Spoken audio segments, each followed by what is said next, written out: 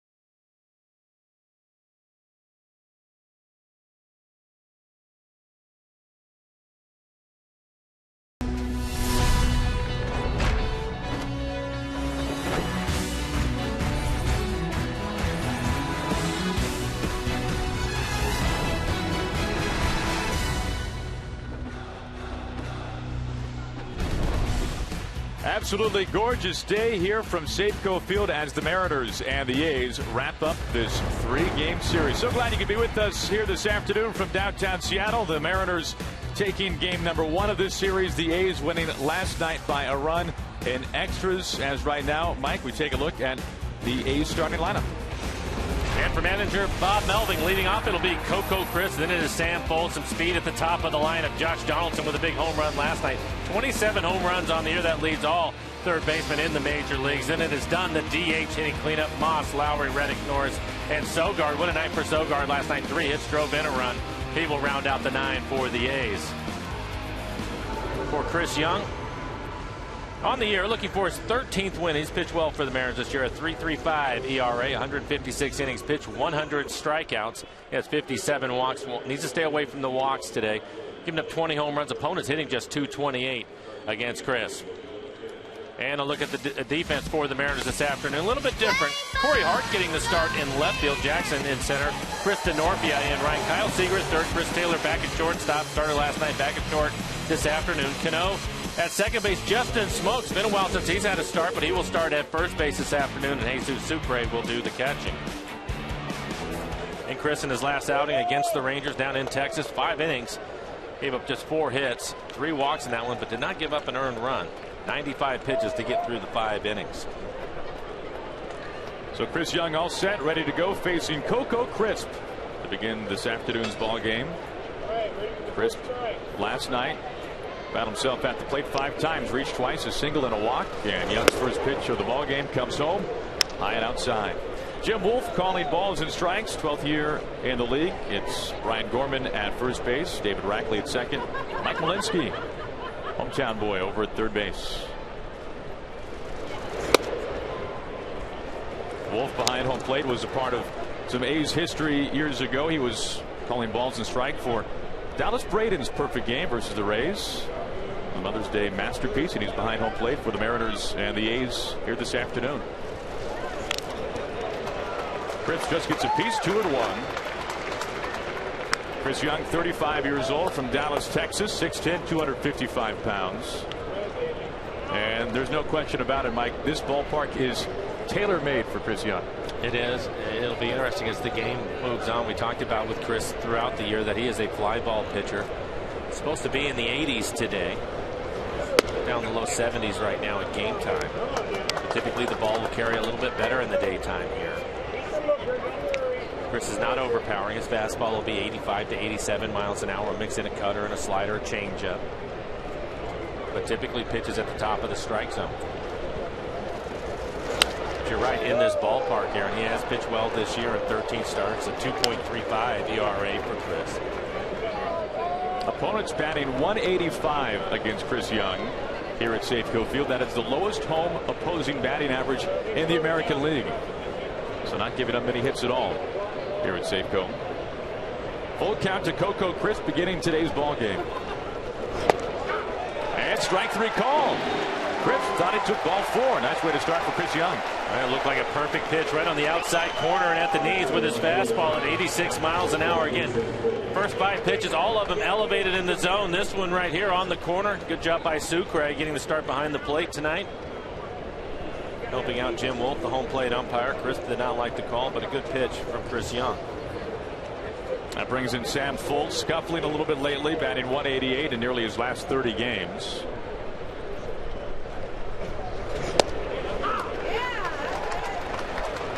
Foltz was in camp this spring with the A's. Was on their opening day roster because Craig Gentry was on the disabled list. Then Gentry was activated. Foltz was designated for assignment, which was an awfully tough decision for manager Bob Melvin, as he was not only produced on the field but was very popular in the clubhouse. Then the Twins picked him up. Now he's back here with the A's.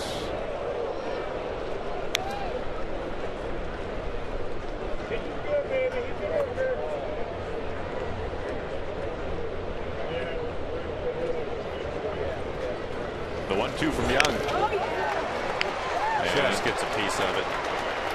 You would think this would be a good matchup for Chris, especially in this ballpark. You talked about the batting average against here in this ballpark, 228 overall, one of the best in the league. And that's been an area where the A's have struggled this year. The A's come into the game, they are 12th in batting average. So just stay away from the walks. Try to keep them in the ballpark. Bold reaches across to stay alive. Still 1-2. A's leading baseball in walks. It seems like they're at the very top of the list each and every year. Young made his Mariners debut earlier this season against the A's. That was in the Coliseum back in Oakland. Hammered right field. Denorfia has some space, running out of it, leaps, and there it goes. Sam Foltz, a solo shot with 1 out of the first inning. The A's take an early 1-0 lead.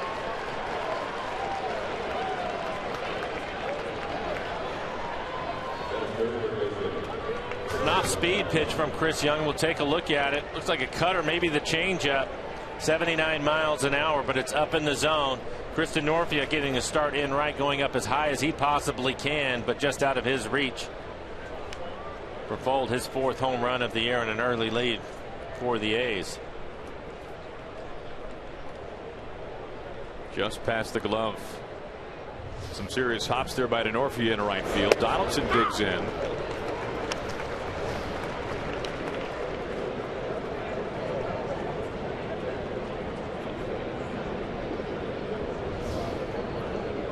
No balls and a strike now to Donaldson. Homered last night.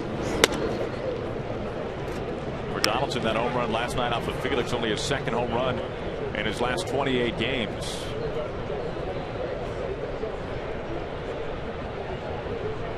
Leading Major League third baseman with 27 homers. And the count goes to 1-2. Donaldson, a big year last season, really inserted himself into the American League MVP race down the final stretch. This year has really had an up and down season. Has had some long spells, also some hot streaks. And it seems like for the A's, as soon as they can get all of their big bats going in the same direction, the offense for Oakland could once again return to what it was in the first half of the season. Oh, that's the big question mark, you know, with them, that they've had their struggles this year. And I think that's one of the things that makes it difficult is they're so big in the platoon situation. They constantly will mix and match lefty righty. And I think at times guys end up sitting on the bench and it's tough to get going. Donaldson strikes out. So 2 outs, both with the strikeout from Chris Young.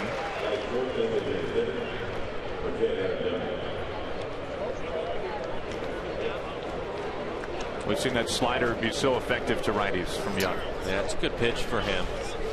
I think especially when he elevates his fastball, and he'll pitch inside too with his fastball. And then his slider, it opens up the outer half. For the left-handers, more of a changeup for him. Sam Fold, a home run, 2nd batter of the ball game. A's have the lead. Adam Dunn, recently acquired earlier this month, coming over from Chicago. Mariners will put the shift on with Dunn hitting. Kyle Seager on the right side of the infield. That's Chris Taylor over on the left side, the shortstop this afternoon. And Young ahead 0-2.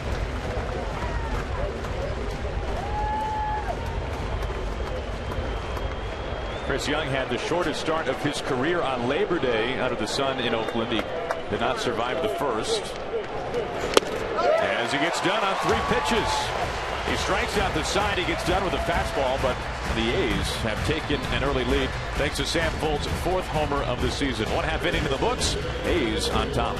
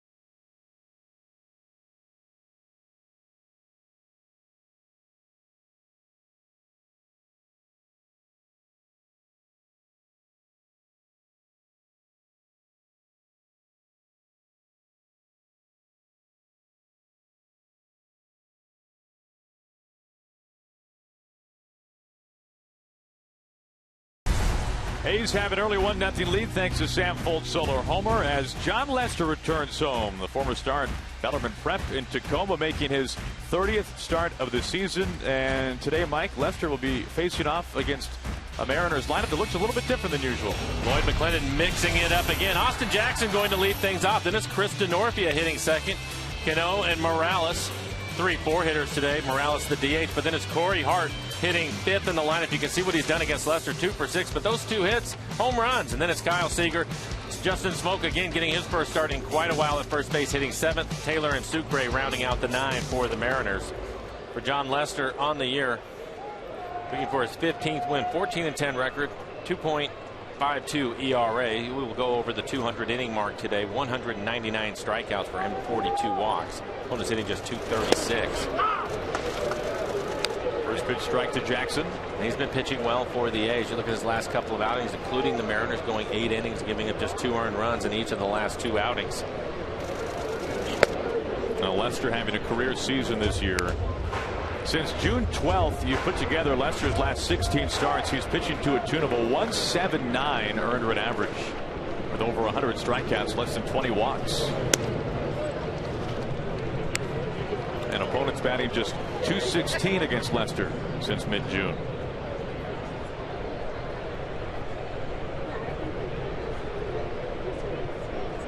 The 2-1 to Jackson. Up the middle, looper for a base hit. Jackson snaps an 0 for 13 skid. Nice way to begin the bottom of the first for the Mariners. Take a look at the A's defense today. Fold in left field, Crisp in center, Reddick out in right. Josh Donaldson at third base, Lowry and Sogard playing up the middle. Brandon Moss, the first baseman. Derek Norris will do the catching. For Lester in his last outing against the White Sox, again has pitched well. 8 innings, 2 earned runs, a couple of walks, 8 strikeouts. He threw 119 pitches. The A's have had their struggles in the field this year. They are 13th in the American League in fielding percentage. A lot of errors. DeNorfia a bunt and a souvenir.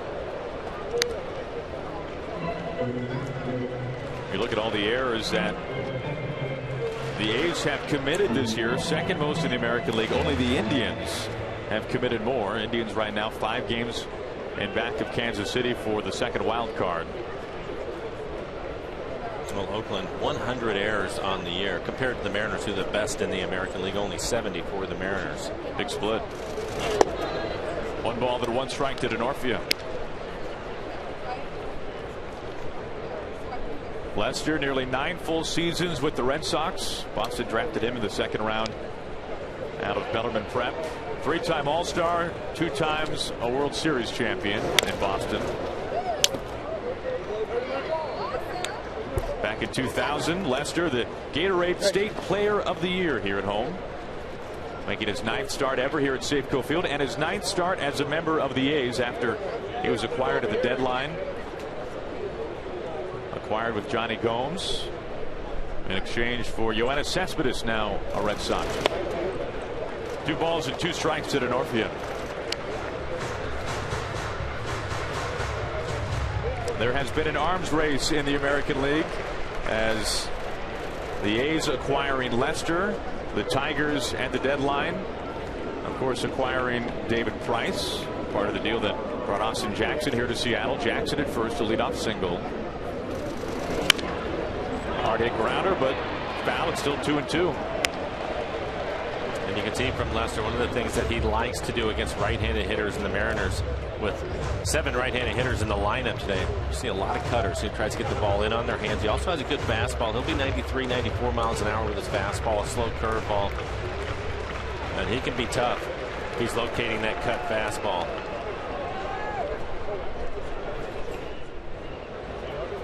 There goes Jackson. Check swing, a strike, and the throw wide off of Sogard's glove, and that's enough to give Jackson third base. And DeNorfia not happy with the call at home, but it's good to see the Mariners putting the game in motion early, taking it to the A's. We talked about their defense and the struggles that they've had, and it shows up here in the first inning by putting some pressure on them. We'll take a look at DeNorfia on the check swing. He didn't think that he went. The home plate umpire, Jim Wolf, called him out on strikes. And he was not happy about it, but then Norris throws the ball into center field, so Jackson will move around to third. A stolen base, E2 on the play. So that strikeout, Lester now 200 innings on the season as we take a look at what happened at second. Well, it's a poor throw, and you can see Sogard trying to get around the sliding Jackson. Wasn't able to get to the balls that went into center field, so an opportunity for the Mariners and Cano to drive in a run. The A's will bring their infield in. Big spot here early on. We saw the Mariners get their first run against the A's last night with the infield drawn in following the leadoff triple in the third inning by Jones. It was Taylor who bounced a single right up the middle with the infield close. Tying run 90 feet from home. Right there is Jackson.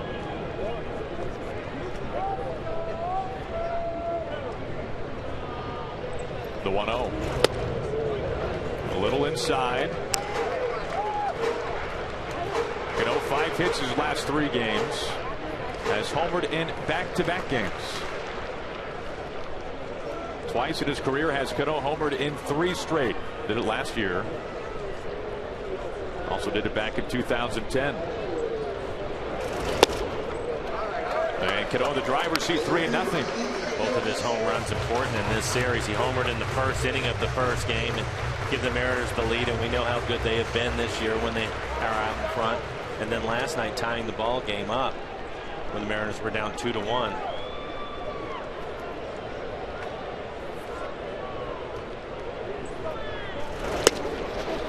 4-pitch walk to Cano. Mike, did Lester want any part of Cano right there? I think after he didn't get the call on the first pitch, he threw him a cutter. It was a borderline pitch, did not get the call. He was not happy about it. And then after that, I think he just decided he was going to keep the ball away from him and go after Morales. Veteran pitcher, he knows now by walking Cano also it sets him up for the double play. Now facing Morales.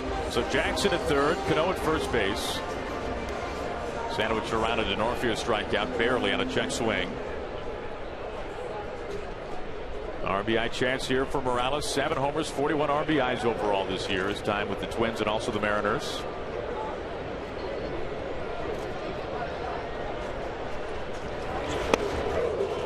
Took something off that time. A curve from Lester.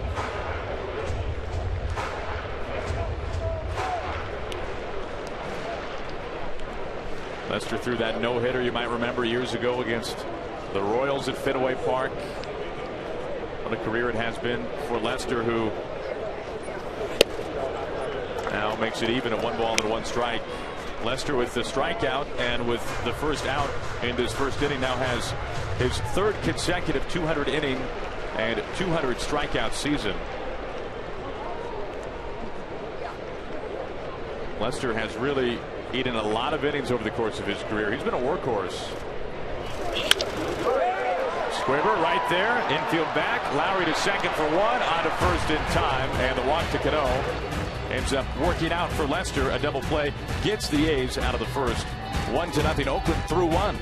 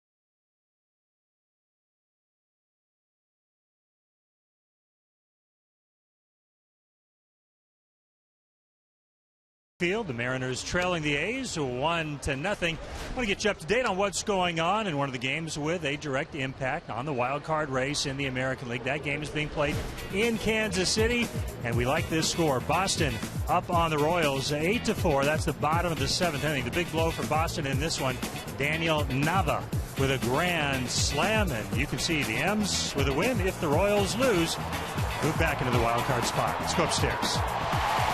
All right, Tom, thank you. So Daniel Nava, grand slam. Of course, his first hit ever in the major leagues was a grand slam. Not many can say that. Came on the first pitch as well. One inning complete here today. 1-0. A's on top. As Brandon Moss, who has already set now a career high in strikeouts this season, will lead things off.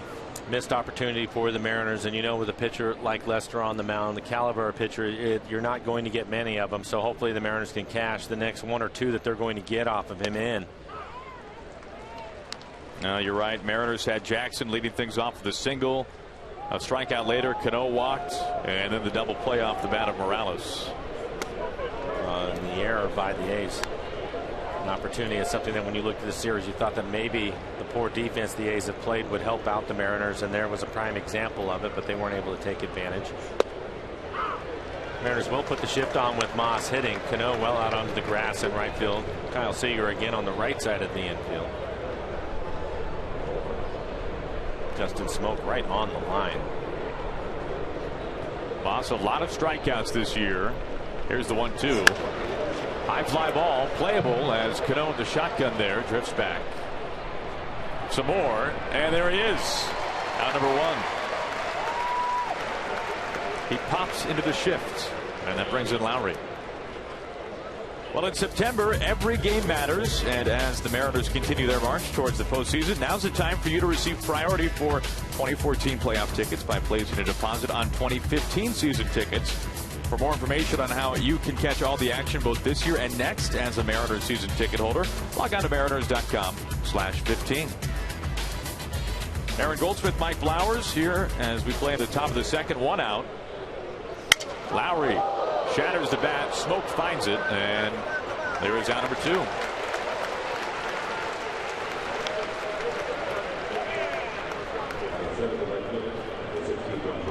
It's good fastball, probably the cut fastball in on the hands of Lowry. And you're right, he just saws that bat right in half.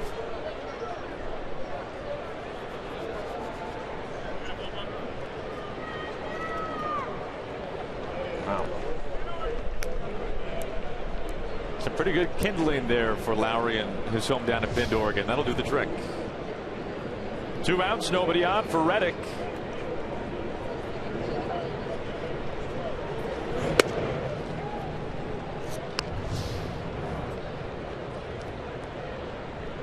No hesitation there from Young. Just going right after the bag, Mike. Well, it's amazing because so many times when you see the bat shatter like that, when you're not quite sure right away where the barrel of the bat is going, but Chris was able to pick it up right away. A couple of long strides and he got to first base easily. 2 balls and a strike to Reddick. Reddick's been nicked up a couple of times this year on the disabled list. What a monster. 2012 he had, won the Gold Glove for the A's, came over in the trade with the Red Sox.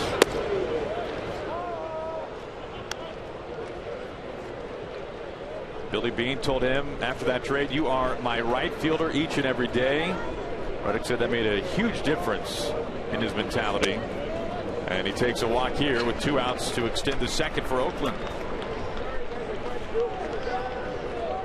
First walk today from Young, who has struck out 3, struck out the side in the 1st. I was talking to Rick Waits yesterday about Chris Young, and he said that probably more than any other starter in the Mariners staff, and I thought it was an interesting comment. He said that his strikes and balls, the splits, are most important for Chris. 2-to-1 ratio for him. He knows that he's pitching well, and right now you see 30 pitches in the game, 20 strikes, so that's a good sign for Chris Young. And Rick Waits, I thought it was interesting though, he said out of all the starters, it's most important for Chris, and Chris obviously aware of that. Interesting.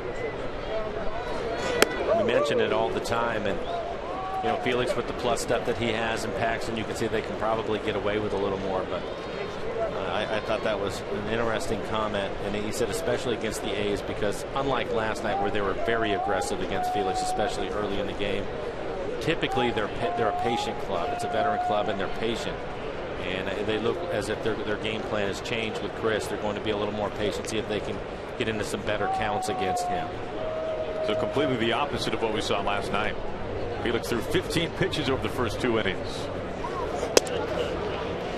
2-0 now to Norris, batting 8th.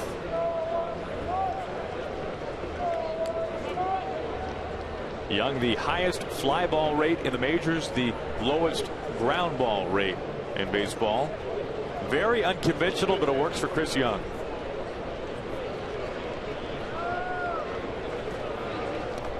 And how much of that, Mike, is the sense of, for most hitters, they've just never seen anything like Chris Young, the way he attacks each and every batter. Well, we've talked about it over the course of the summer with him, and then a lot of people will point to the fact that he's 6'10", and where his arm angle is.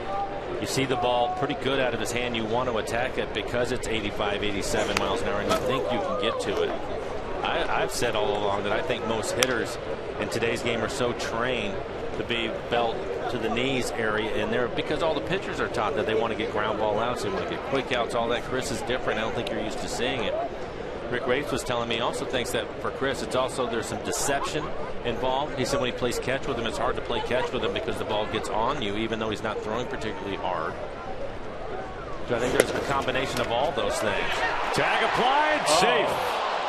A good slide, a good dive back into first by Reddick. He had to reach all the way around to the back corner to keep Smoke from tagging him out. This will be a good call, but you can see how far back he had to reach. Great effort by Reddick to get back, and a quick throw from Sucre. Look how quick his feet are. We know he has a strong throwing arm, but quick feet. Thought he had him. Good angle here. 3-1 coming, and a full count. But I really think that it's probably a combination of all those things. He's unique in today's game. And don't make the mistake to think that it's not well thought through on Chris Young's part. We heard Willie Bloomquist say earlier this year he's never been around a pitcher who prepares more diligently for a game than Chris Young. Well, again, speaking with Rick Waits yesterday, he said that obviously the club has their scouting reports and their video, and he said that they present that to every starting pitcher, but he said that Chris has his own scouting reports, and he puts a combination of the two things together. The back-to-back walks now is something that we've talked about in this series. You really want to stay away from the walks with the A's. Well, now time for you to tweet your photos using the hashtag MarinersFanPhoto for a chance to have it shown later in the game. Brought to you by AT&T. 2 outs, 2 on. Both these walks coming after Moss and Lowry were retired pretty quickly, too. And here's Eric Sogard, who had a monster night last night. 3 hits, including an RBI base hit.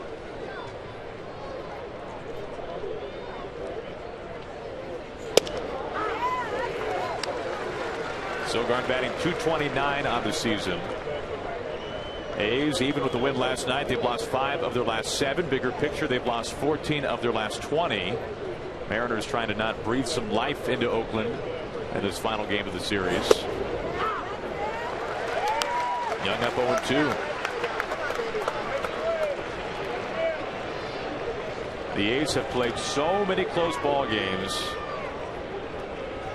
since August 26th. 14 of their 18 games have been decided by 2 runs or less. Not many fingernails left in the Bay Area. Pop up to Taylor. Everybody gets out of the way, and that wraps up the top of the second. Reddick, Norris left stranded. They go to the home half. A's on top by a run.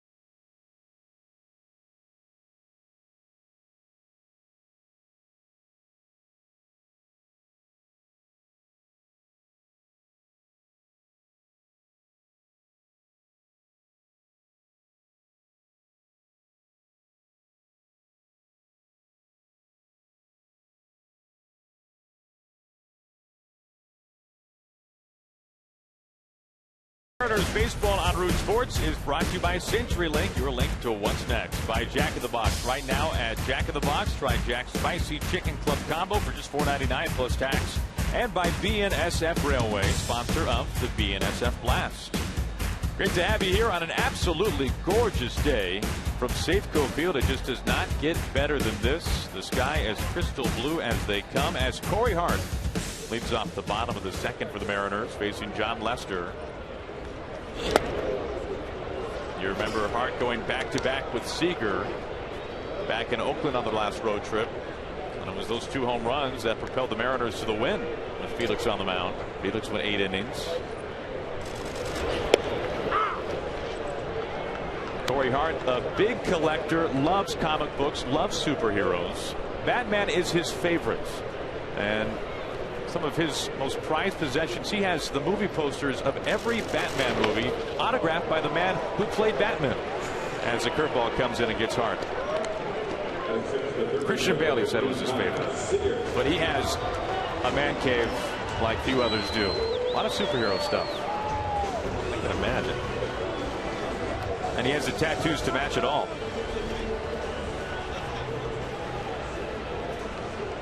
Second punch out for Lester. Here comes Kyle Seager. Seager trying to break through an 0 for 15 slide. What a year it has been for Kyle Seager, and it's remarkable to think what his numbers would be this year had he not gotten up to such a slow start. Basically gave away the first 3 weeks of the season, and that's when he basically started his season in the numbers that he's put up this year. You know, listen to you talking about the 0 for 15. Kyle has been so good at home this year. You're right. Mariners getting ready after this game today to take off an 11-game road trip, the last road trip that they have in the regular season. Maybe things are going to turn around for him on the road, and he has a big road trip, which the Mariners can certainly use. Now, over the course of his career, Seager had been such a good road hitter, especially in terms of the home run ball. This year, he's been just a beast at home, especially with the long ball. This year, he's hitting lefties better as well. Facing a lefty today in Lester. Fights it off. Donaldson, the bare hand, can't find the handle. That'll be a base hit.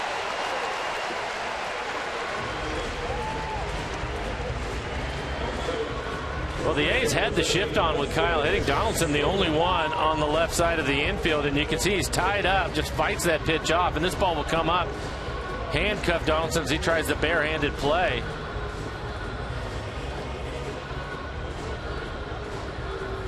If anybody can appreciate how hard of a play that is, it's Kyle Seager. It's Kyle Seager. That's a nice way to break an 0 for 15. Not bad at all. That'll do it. Get you moving in the right direction. Just 3 hits away from the cycle now. So Seager at first base.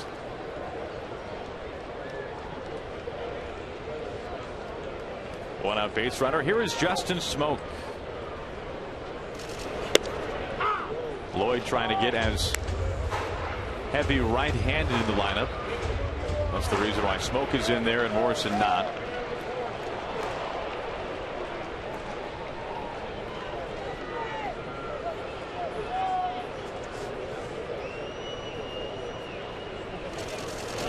You mentioned earlier that Lester, with his first out of the ball game, went past the 200 inning plateau.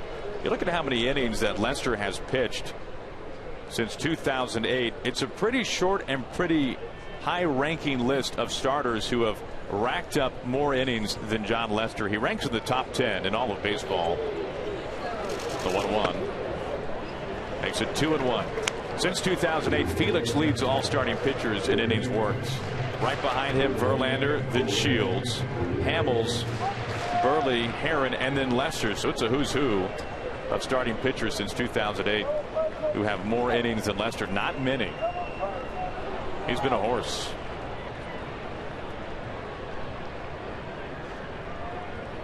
A long pause. 2-2. Couple of strikes on the outside corner to Smoke. Another reason why Smoke in the lineup, hitting .385 against Lester. So a couple of reasons. A little bit of a breeze today. It is blowing out towards right field.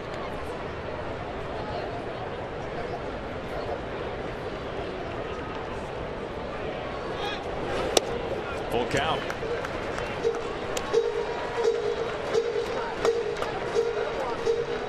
Taylor on deck. Taylor getting the start in back-to-back games. Last night, Lloyd said that he put Taylor in there against a righty in Gray because Taylor just needed to play. It had been a while, but today you can certainly understand why Taylor gets the start against a lefty in Lester. There goes Seager, and it's outside for ball 4. And Taylor also picked up a base hit and drove in one of the 2 runs for the Mariners last night. So he played well in the ball game. It was a big hit. I'll save time and money. Riding Sounder from Lakewood in South Tacoma to Seattle. For schedules, visit soundtransit.org. 2 on with 1 out. So, Mike, back-to-back innings, first 2 frames. Mariners have a couple of base runners against Lester. Well, the thing that you want to do is you want to continue to put pressure on him and hopefully get his pitch count up. Now, he's not opposed to throwing 115, 120 in a ball game, but you have to believe the more pitches that he throws, the more mistakes that he might make. See if you can take advantage of it. 30 pitches so far with 1 out here in the second. Taylor goes after the first. Now, you're right about the pitch count. His last start on the 9th in Chicago, 119 pitches for Lester over 8 innings. Gave up only 2 runs. For the A's, that was their only win of that series, and certainly gave them some run support. They won 11-2 as the White Sox took 3 out of 4. A's starters pitched well, but the A's just had virtually no offense. A problem since the deadline. 1 ball and 1 strike to Taylor, playing in his 35th major league game since getting called up from Tacoma. Played his college ball at Virginia. And his bat really developed in the minor leagues coming up through the Mariners system. 2 on, 1 out.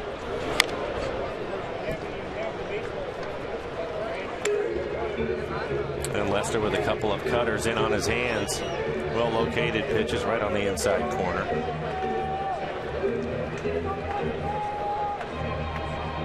Lester, the fastball, the cutter, the change, and the curve. We've seen that curve already a couple of times today be effective. Got Corey Hart on a strikeout with the hook.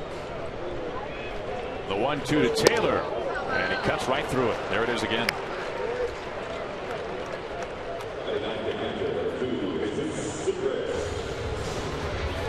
Well, what happens after a couple of cutters in on your hands, he comes back with the slow breaking ball at 75 miles an hour. He basically speeds Chris Taylor up and then takes a lot off of that pitch as he's out in front of it. Good look at our McDonald's Supermo and how far out in front Taylor is on the curveball. That's a tough matchup there. We've seen Taylor really swing the bat well, but you have a guy having a career season, one of the best lefties in baseball, going up against Taylor, who, as we mentioned, has played now only his 35th game in the big leagues. Sucre takes wide. Sucre's been swinging the bat better lately. He has his average up to 250 now. Maybe he can come up with a big base hit. Coco Crisp, the center fielder, shading towards right center. Big gap in left center field. Foul to make it 1-1. Now, when John Buck was designated for assignment, there was some question about Sucre coming up. Buck's such a popular guy in the clubhouse. Sucre has more than lived up to the billing, as he has just been tremendous behind the plate, and really in recent starts has come up with some big base knocks too. He's caught Paxton a lot. Today catching Chris Young. We've seen him though live arm.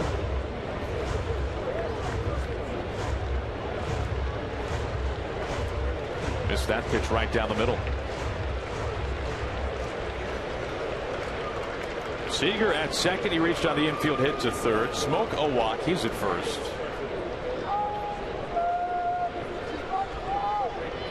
Lester's 1-2. Just off the plate. Lone run of this ball game coming on Sam Folt's solo homer to right. That was the second batter of the ball game. Young struck out the side in the first, and then stranded 2 in the second, both reaching on walks. Reaching across the plate for it, and that breaking ball has been deadly so far from Lester. He strikes out the side every time with the curve. We go to the third. A's on top.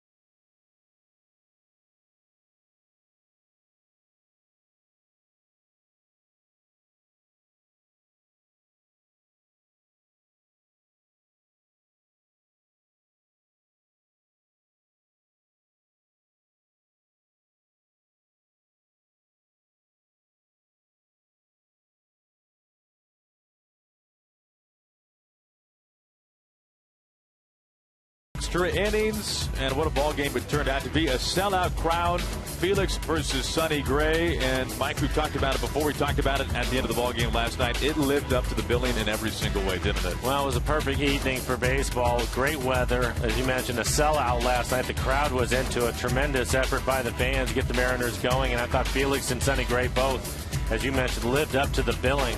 They were both outstanding, both giving up 2 runs in the game last night. But eventually the A's win in extra innings. And like that, everybody was gone. Night court was in session. A blackout. Here is Chris to begin things. Denorfia has his fly ball in his sights. 1 pitch, 1 out. No time now for our Seattle City light power play, and second batter of the ball game. The A's got on the board. Take a look at it. It's a changeup, up and out over the plate. Just out of the reach of Denorfia. Great effort by Denorfia. Went up as high as he could, but it was still a couple of feet up over the top of his glove. And for Fold, he is the difference in this game. That's his 4th home run on the season. Fold had really been struggling entering today rather. In terms of the batting average, beneath 200 nearly his last 30 games. So for Fold, a nice way to start things.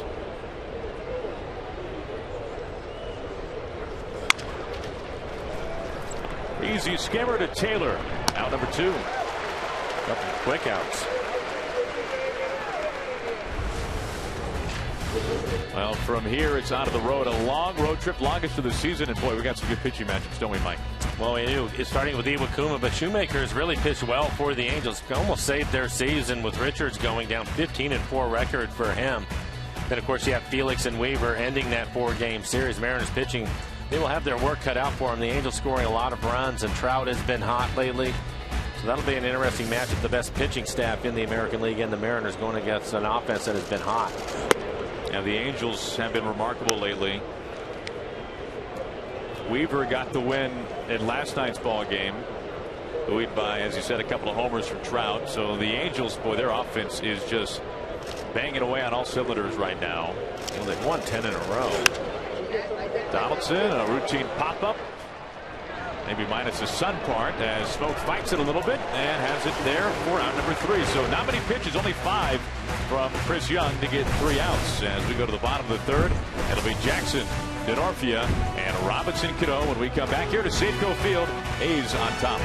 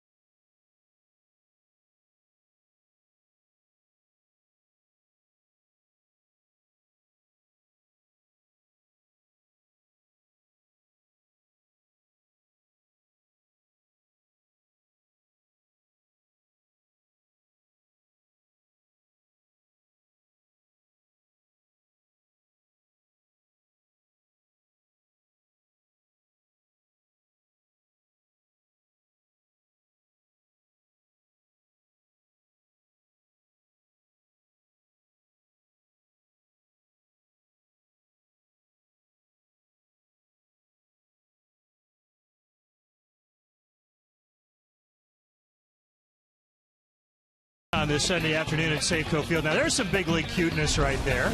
Let's take a look at what's going on in Detroit. Top of the 9th. Tigers holding on to a 6-4 lead, but Cleveland has a runner on second. Nobody out, guys, so they are threatening. All right, Tom, thank you for that update. Something to keep our eyes on as Jackson grounds out to Donaldson on the first pitch. That's how Lester begins the bottom of the 3rd. 1 out. Pretty quick top of the third for Chris Young. Only 5 pitches to retire the A's in order as Denorfia digs in facing Lester. Lester said that as a kid growing up in Tacoma did not have a chance to get to many Mariners games just because of the distance, but got to plenty of Rainier's games as a fan growing up rooting for the Mariners. Now pitching here back near his hometown.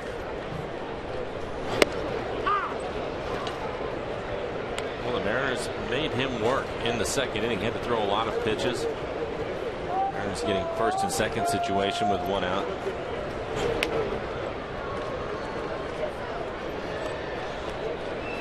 One ball to 1 strike to Chris Denorfia. 2.52 ERA for Lester entering today right now at career best. There was so much talk early on this season when Lester was still with the Red Sox about would the Red Sox be able to lock him up, sign him to a long-term deal, a free agent at the end of this season. Unable to do that. Packaged him in the deal for Cespedes. 2 balls and 2 strikes to Denorfia. Johnny Gomes coming over as well. So Lester a free agent at the end of this year. And there's a lot of hope in Boston that they'll be able to bring him back. But you figure if they weren't able to do it the first time around, the odds probably not great. They'll be able to bring him back after already swinging and missing 1 time at that. But you never know.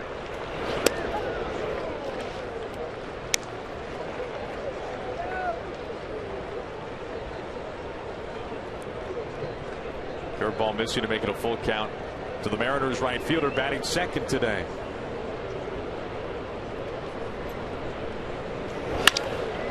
Up the middle, a base hit. 1 out base runner for the Mariners. Denorfia at first base. Well, Mike, let's take a look at the remaining opponents, especially those beneath 500 on the schedule. And you can see the A's a lot. Mariners not quite so much. No, and so you would think it would favor the A's, but again, the Mariners have played well on the road. They have 11 games on the road coming up, so hopefully that will continue. The Blue Jays have the toughest part of that schedule, so we're going to see how it all shakes out. I think it's interesting when you look at the opponents that each club has. It's difficult for the Mariners, again, with 7 games remaining with the Angels, the hottest team going right now. And, of course, Toronto has been playing well. But I think if you look at it, probably rooting on the Tigers right now to get the Central. Kansas City struggling today, and the Tigers have owned Kansas City. They still have 3 games between those 2 clubs remaining, and the Tigers on the year 11 wins to just 5 losses against Kansas City. Very lopsided. There goes Denorfia. A strike to second. The throw wide as Denorfia swipes second base. Well, you're going to see the Mariners continue to do that if they have somebody with any kind of speed at first, and Denorfia does run well. They're going to put pressure on Norris. Again, another poor throw. When you're a middle infielder, the one thing you don't want to see is the ball back into the runner, and he's done this twice now. You can see Lowry, the shortstop, trying to get there. It gets past him, but Sogard, backing the play up as he should, is able to catch it on 1 hop. If that hits Denorfia in the legs, probably deflects, and maybe he can move on to third as Austin Jackson did back in the first inning. Mariners today 0 for 3 with runners in scoring position. Cano walked his first time up. RBI chance here. Ground ball, Lowry, and the throw low but in time. 2 outs. Denorfia skips into third. Well, the most popular way to follow the Mariners' push to the postseason is with MLB.com at bat, the #1 app for live baseball. Enjoy live look-ins, replay reviews, scores, live radio broadcasts, the MLB TV game of the day, and more. Get at bat for your smartphone or tablet on the App Store, or just visit Mariners.com. Cano out to short, 2 outs. Denorfia now at third base, so the Mariners have had a man at third now twice in the first 3 innings. Tomorrow the A's will have an off day after playing each of the last 10 days, and then 3 games against Texas, 3 games against the Phillies on a lengthy homestand before then hosting the Angels to end the homestand, which wraps up on the 24th. Then the A's will finish the season in Arlington for 3. Morales hit into a double play his first time up. This is his second at bat with a runner in scoring position. And we've talked about it, Aaron, with Morales. He can really help this club if he can get hot. Another chance for him today to drive in a run. And I figure that really needs to happen. Just foul. Jack Zrinzik sending Stephen Pryor over to the Twins in exchange for Morales. And take a look at it. It's another cutter. Gets in on his hands. Clearly foul.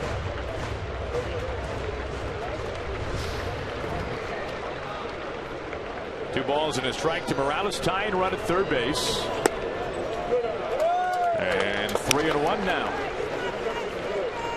The Mariners continue to put pressure on Lester. 3 innings in a row now with runners in scoring position. Mariners stranded Jackson at third base in the first. They stranded 2 in the second. And a walk to Morales. 3 walks for Lester. And we're not through 3 full innings. Well, continues to add to his pitch count. 54 pitches now working here in the 3rd inning for Lester. Good sign for the Mariners if they get his pitch count up and get him out of the game. And he has been pitching well lately for the A's. Give Corey Hart an opportunity. Corey came into the game 2 for 6 off of Lester. Both hits, home runs, including the home run he hit in Oakland on the last road trip. The home run gave the Mariners a lead. Back in the lineup today against Lester. Lester today making his 9th start for the A's. Has never walked more than 2. He's given out ball 4 3 times today. Runners on the corners, 2 outs. And there's the breaking ball for Lester for strike 1.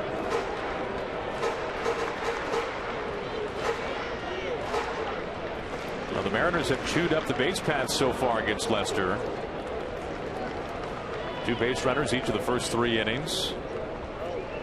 Trying to cash in here in the 3rd.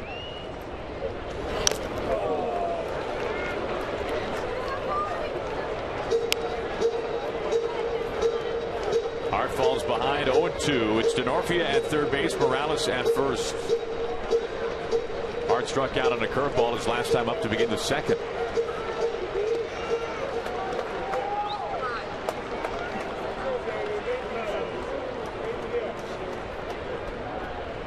Lester's 0-2. The breaking ball again.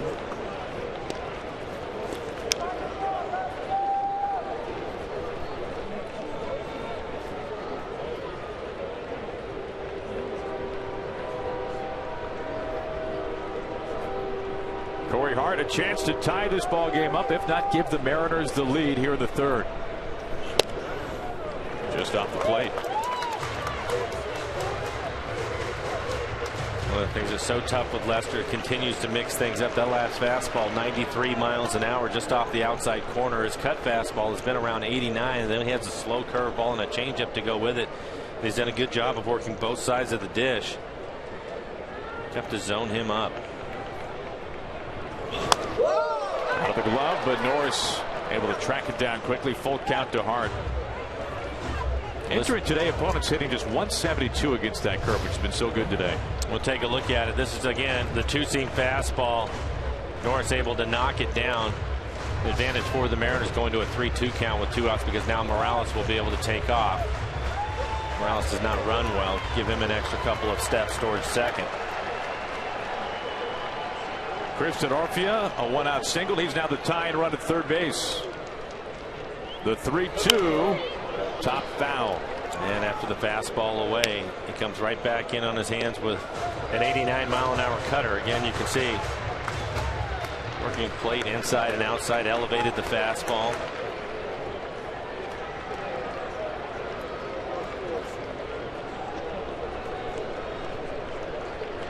Lester, 3 walks, 4 strikeouts today. Has a full count to Hart. Bouncer, couple of low skips to Moss. Foot races on. Moss wins it. And the Mariners strand 2. They have left 5 over the first 3 innings. They've had some chances early on against John Lester. Haven't been able to cash in. A's on top.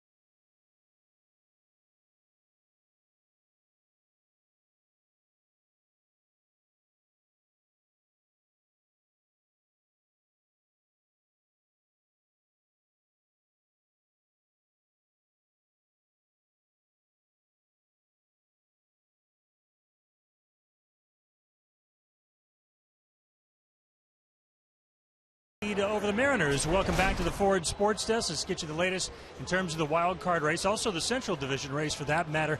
Detroit getting a scare against Cleveland, but the Tigers survive. They get the 6-4 victory, and they will remain in first place in the American League Central. Let's take a look at your Delta Airlines keep climbing wild card standings. The A's with the top spot, the Royals right there, but they're in trouble at home against Boston. And the M's looking for the comeback today. Let's send it back upstairs. All right, Tom, thank you for that update. So Tigers winning again, starting to heat up a little bit here in the final month of the season, as Chris Young faces Adam Dunn to begin the top of the fourth. Young only 5 pitches to get 3 outs in the 3rd inning. It's an interesting question. At this point in the season, Aaron, 14 games remaining for the Mariners. Tigers win again today. At this point, do you just hope the Tigers go nuts and just win the rest of the way and watch Kansas City continue to struggle? Done a swat to right field. Didorfia finds it for out number 1. No, you very well could be right. I think you have to let the Tigers win the division.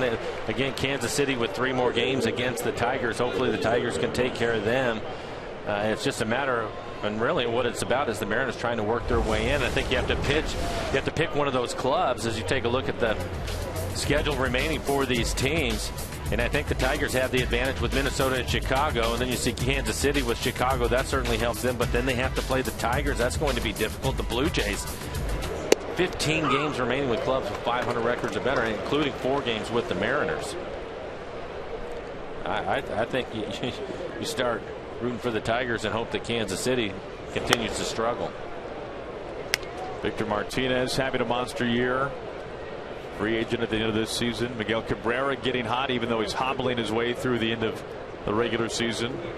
Bullpen really an issue for the Tigers, but they've got a couple of frontline starters which have been so electric this year. Price and Scherzer.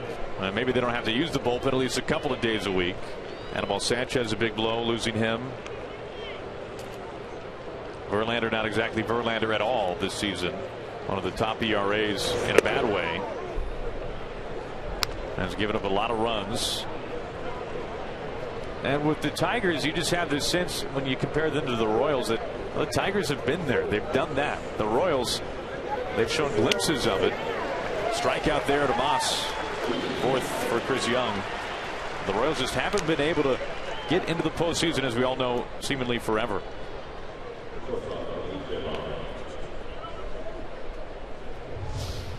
And for Chris, he comes back with an off-speed pitch of 78 miles an hour, and Brandon Moss well out in front of it. Well located pitch down in the zone. Typically with Chris, we've talked about how you look for pitches up in the zone. That pitch down out of the strike zone, able to get the swing and miss.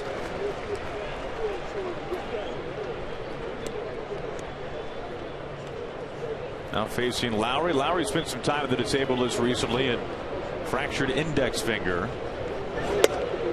Lowry a free agent at the end of this season. 1 ball and 1 strike to the A's shortstop. Lowry a huge year last season against the Mariners, especially. Smoke wide of the bag. Young to first base, and the side sat down in order. Young has retired the last 7 in a row. On to the bottom of the 4th, 1-0 Oakland.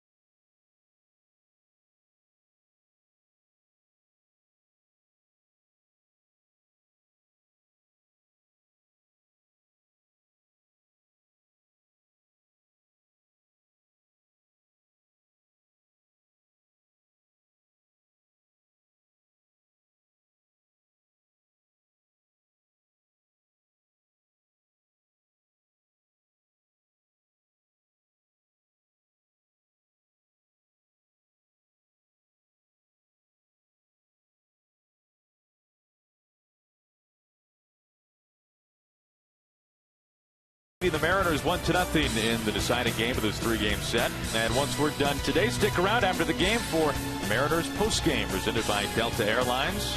Get you caught up on everything around baseball today, especially surrounding the wild card race. And a recap of this one today as well. A lot of pitches for Jon Lester, 61 over the first 3 innings. Well, the Mariners have put some pressure on him. Now they just need to come through with a big base hit from somebody. If you look at this series so far, the Mariners just 2 for 12 with runners in scoring position. And I thought it was interesting listening to Lloyd McClendon today when Rick Riz on the radio side was talking to him.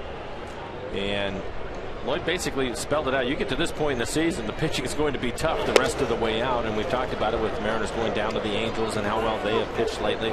The Blue Jays have really been pitching well, especially their starters. So runs are going to be at a premium. Difficult for the hitters. Kyle Seager 1-for-1. Kyle had an infield hit his first time up. Pretty remarkable what the Blue Jays are doing. R.A. Dickey went 7 innings strong last night. Blue Jays rotation now 19 consecutive starts, going at least 6 innings. That matches a franchise best. Ball and 2 strikes to Seager. The shift on for Kyle. Donaldson the only man on the left side.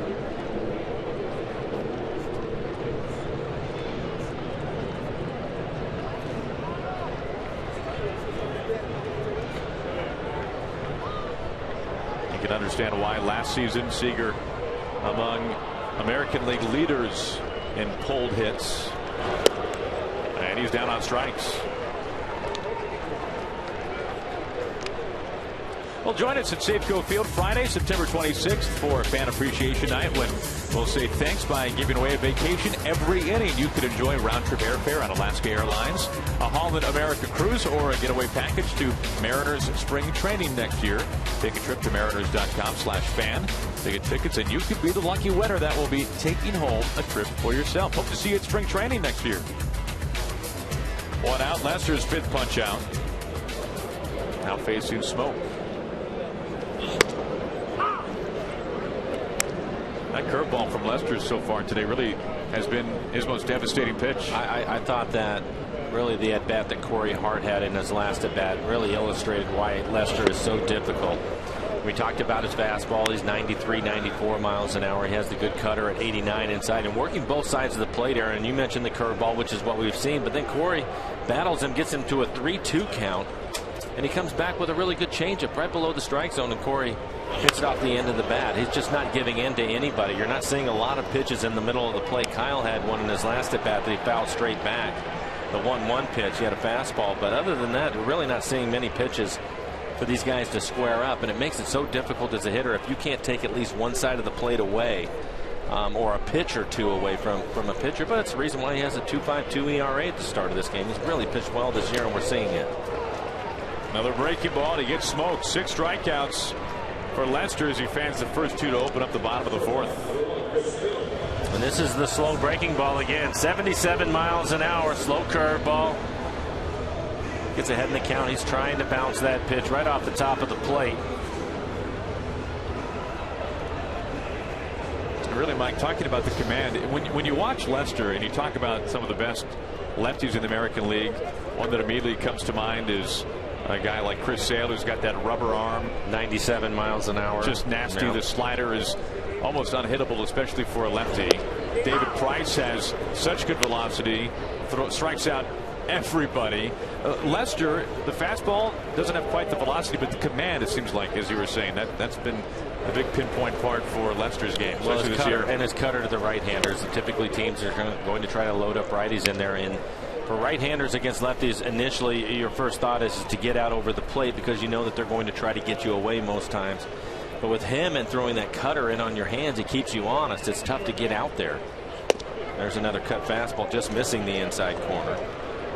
And he does such a good job of alternating pitches. It's hard to get him in a pattern with anything.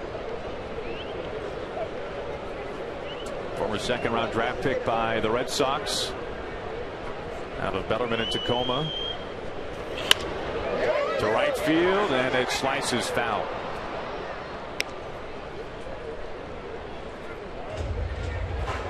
Mariners so far against Lester today, they've drawn 3 walks. They've picked up 3 hits. They've all been singles. One stayed on the infield. That was the infield knock from Seager to third base. 2 outs and a 2-2. Full count. We've talked about it before with hitters and backs. You asked me earlier, the more you see a pitcher, the more you feel that you have an advantage as a hitter. And the reason why is because, one, obviously you get a good look at him. You can understand what his fastball is going to do, how it comes out of his hand, when does he want to go to his breaking ball. But typically you can pick up some sort of pattern. Good at bat for Taylor to get a walk. He'll come up with some sort of pattern, and that's where you can take advantage of him. But the good ones, the exceptional ones, and Lester's right there, they just don't do that, and that's what makes it so difficult. 4th walk from Lester as he walks Taylor to keep this bottom of the 4th going for the Mariners. Lester on the season, 42 walks to 199 strikeouts, a tremendous ratio entering today's game. Now 4 walks to 6 strikeouts today. Facing Sucre. There goes Taylor right through the wickets of Norris, and Taylor checks it at second base, thinks about going to third, pulls back on the reins. Taylor is steal. 3rd stolen base for the Mariners this afternoon. They made up their mind they're going to continue to run. Huge lead by Taylor at first and a great jump. Norris trying to be a little quick, doesn't stay with the pitch, gets by him.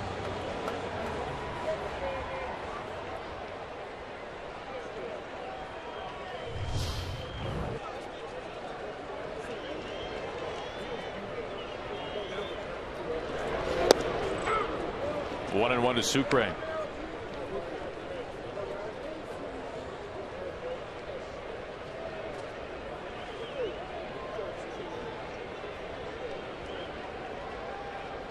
Four walks ties a season high for Lester.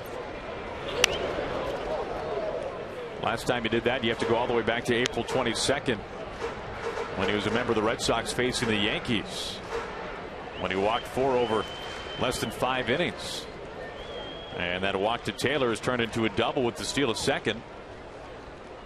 So once again, the Mariners have the tying run in scoring position. They've stranded 5 over the first 3 innings. Lester's really clamped down. The 1-2, and the count tilts even.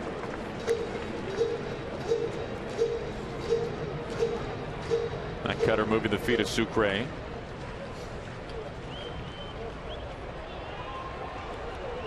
Mariners left 2 in the 3rd, 2 in the 2nd. Ground ball right on line to Donaldson. Routine play, and the Mariners strand their 6th base runner. They leave Taylor at 2nd. It's out of the 5th. Gorgeous day here in Seattle. 1-0 A's.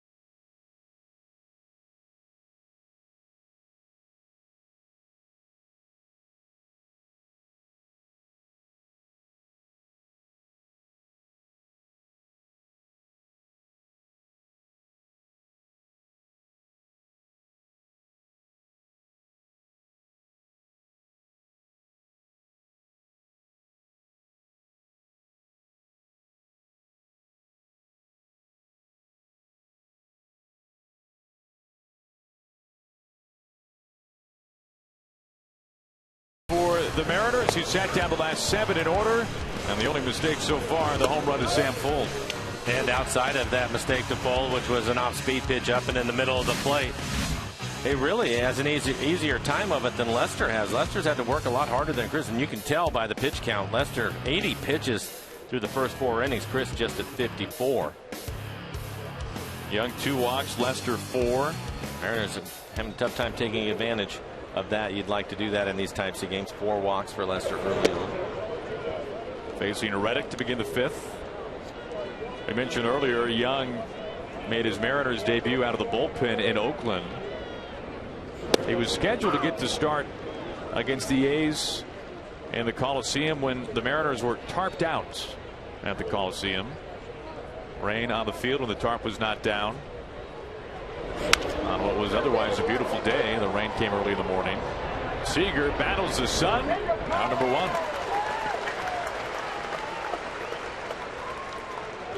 For Young, that was his first ever time pitching in relief. The only other time was back in the 2007 All-Star game when unfortunately he faced Ichiro, and Ichiro connected on an inside the park homer against Young. That was in San Francisco. That was the only other time in his career that he had pitched from the bullpen, although it didn't really count. Now facing Norris, 1 out, nobody on.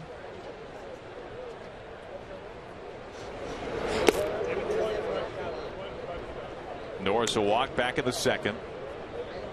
Last year, Norris really had some interesting things to say about the platoon system that the A's have. He said, you think that when you get to the major leagues that you're good enough to be the guy every single day, and you sacrifice that depending on what position you play for the A's.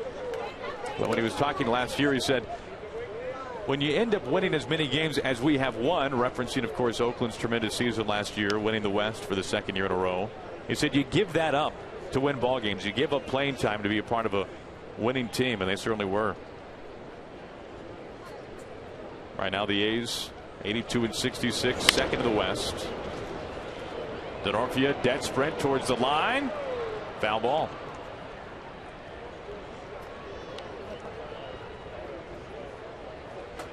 Again, we talked about it earlier in the game, and the splits for Chris Young.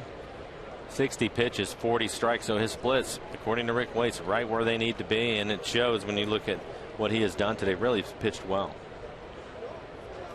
Much more efficient than Lester so far today.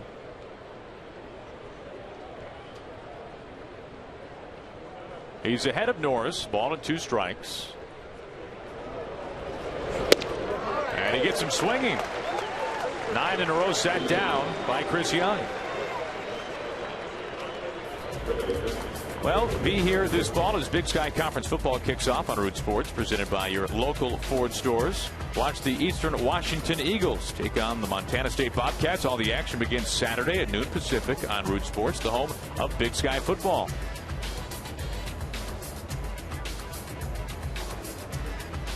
A's have only 1 hit so far against Young. That was the homer by Fold. Sogard pops the first pitch back foul.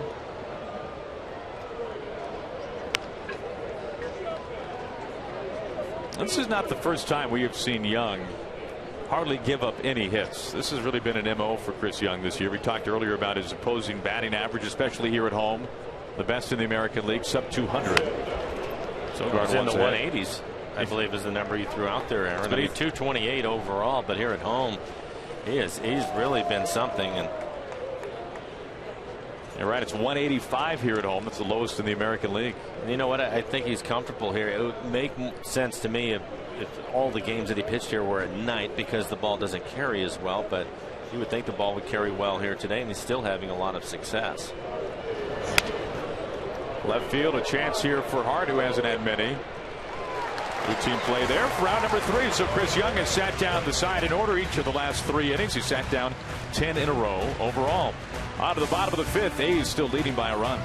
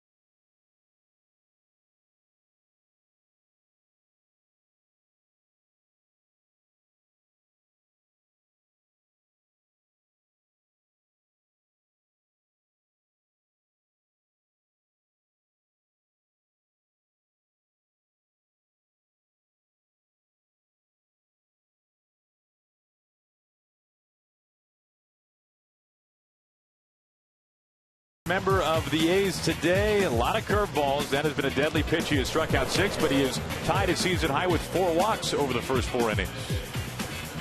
Well, again, I think he's just been really careful pitching on the edges of the plate. His curveball and a few changeups that he's thrown have been effective, but I think his cutter has been the thing that's really caused the problems for the Mariners. Sets up his curveball and his changeup. He misses with that curveball. Austin Jackson, he's 1 for 2. He had a base hit his first time up. Also stole second. Ended up at third on a throwing error by the catcher. Lester was at 80 pitches over the first 4 innings as we start the 5th. Jackson, that base hit that Mike referenced to begin the first inning, that snapped an 0 for 13 skid.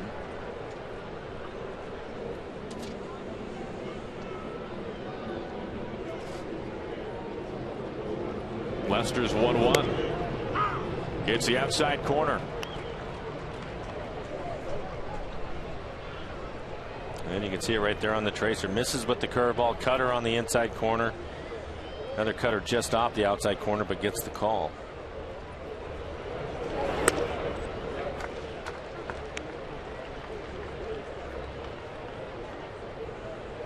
And people think all the time when you're looking at a lefty facing a righty here in Jackson, talking about the cut fastball, as this one is fought off right field and a base hit.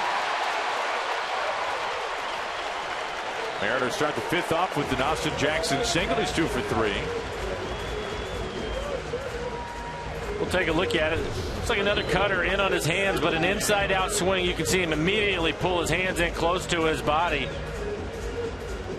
That pitch again on the inside corner. It is elevated a little bit, but he's able to keep it fair with that inside out swing. So good opportunity for the Mariners again, getting the leadoff hitter on with some speed.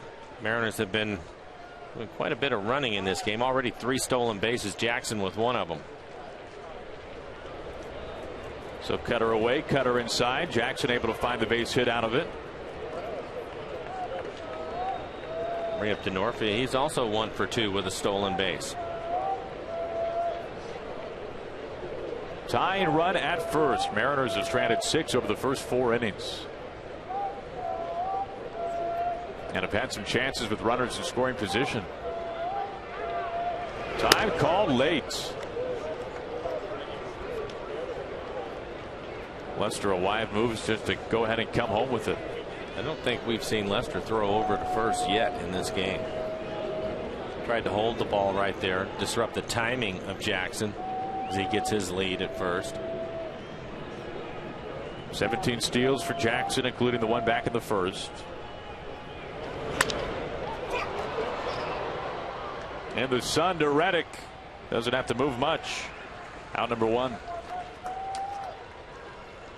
Well, let's take a look at the Mariners calendar, brought to you by Sleep Country USA. And Mike, we've been talking about the long road trip coming up, and you can see it right there. Difficult trip going in to play the Angels, hottest team in baseball right now, winners of 10 in a row, then on to Houston. And of course, the Toronto Blue Jays, who have also been playing well. Tough trip. Not easy at all. Angels red hot with their offense, averaging about almost 9 runs a game their last 10. Now the pitching has been good too in ERA as a staff, beneath 3.5 during this 10-game winning streak the Angels are on right now, so they really have everything clicking. There goes Jackson, throw to second, and it is airmailed. The Mariners get their 4th steal. Jackson flirts with the idea of going to third, but holds it second. Well, he thought about it, but the ball didn't get away from Sogard far enough. If he would have gone, obviously he would have made it, because Sogard then kicks it. Jackson didn't know he was going to do that. But the Mariners, again, their 4th stolen base. Jackson with 2 of them now. Take a look at his slide on McDonald Supermo, as Lowry tries to go up high and keep the ball on the infield. Wasn't able to do it. Sogard again backing up. We've seen him do that a couple of times. And yet another inning with the Mariners having an opportunity to drive in a run. They are 0 for 6 with runners in scoring position this afternoon. Boy, a runner at least second base each of the first 4 frames. They had Jackson at third base in the first inning. They had Denorfia at third in the third. RBI chance for Cano. He's ahead 2-0.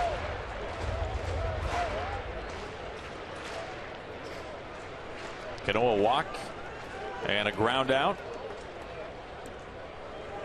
Had the big blast last night in the seventh to tie things up as homered in back-to-back ball games. Opposite field and deep. Fold by the wall and is able to keep it in his glove. That was close. A little bit of a snow cone. This ball slicing away from him. Take a look at the swing right on the outer half of the plate. Cano with a home run in the first game out towards left, and you can see Fold. Once this ball just hangs on to it, the end of the glove. Pour some syrup over the top of that. That almost got out. And that'll bring up Morales. Morales now going up for his third plate appearance. He's had an opportunity to drive in a run. And all of them now. Grounded into a double play. Did walk his last time up. Now Lester's given up his fair share of home runs lately. 6 home runs his last 5 starts. Mariners getting 2 of those after giving up just 1 homer in his previous 11. First pitch strike. Buried the cutter.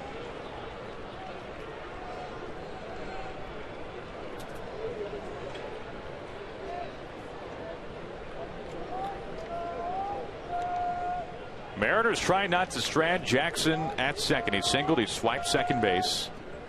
The 0-1. And it evens up. And you can see what the Mariners have done this year. 267. But in today's game, 0 for 7. Now this is not a guy that you can spoil chances against in Lester.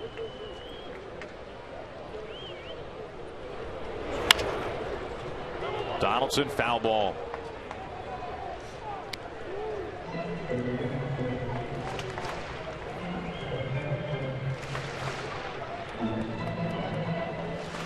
Now Morales really just trying to get consistent now. Mariners brought him over for some pop. We've seen it in spurts, looking for it to be prolonged now the final couple of weeks of the year. No better time than now. Jackson at second. 2 balls and 2 strikes to Morales. That was right there on the corner.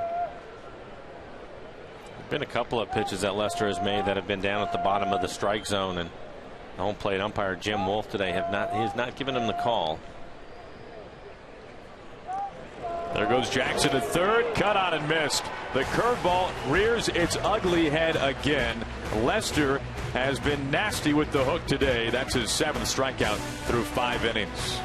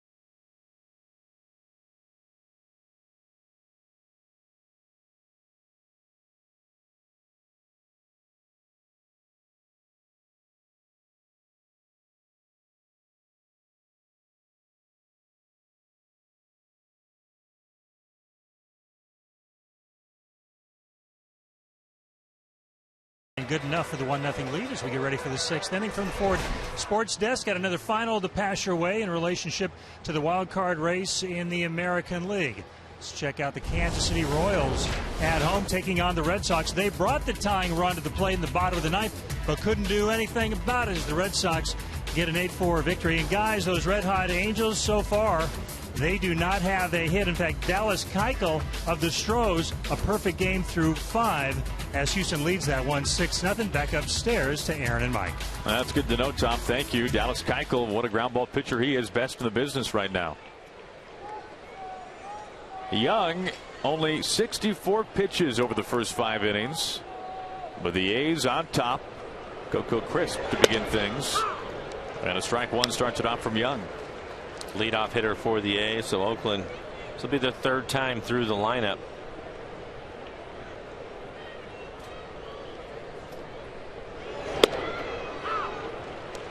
Young ahead 0-2. Crisp batting .254 on the season. 9 home runs, 45 RBIs. Has scuffled since the All-Star break. Has missed some time with a strained neck. And in no man's land, only the 2nd hit of the day for the A's. And that snaps 10 in a row sat down by Young. A leadoff single. Well, this season, members of the U.S. military will receive 10% off select main, terrace, and view level seats to any Mariners home game. It's a small way that the Mariners and EQC can say thanks to our local heroes. To receive your discounted ticket, simply show a valid military ID at any Mariners team store or the Safeco Field box office. Crisp dumps a single to left. He's at first for Sam Fuld. And a pitch out there.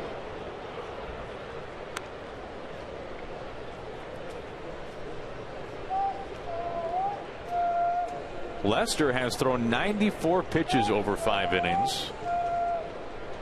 So not a lot of time left, you figure, for Lester, even for a guy who, as we mentioned earlier, works deep into games in terms of his pitch count. Bunt, Smoke, and Cano to first base in time. Good play all the way around.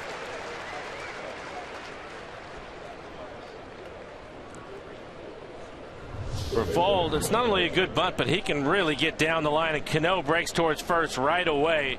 No chance for Young to get there, and they get him by about a half a step. Good play by Cano.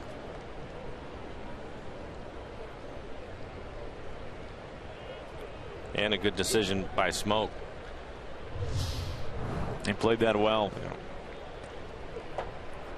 So the sacrifice works out for Fuld. 1 out, moves Crisp to second base.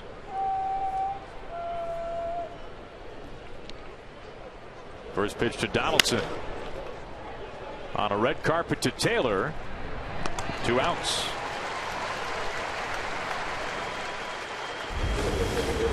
Well, we take a glance at our CenturyLink link to what's next. As you can see, the Angels will have their hands full, but so will the Mariners in terms of the pitching matchups. Felix versus Weaver, that'll be a gem to end things. A couple of tremendous lefties on Wednesday. Paxton versus Wilson.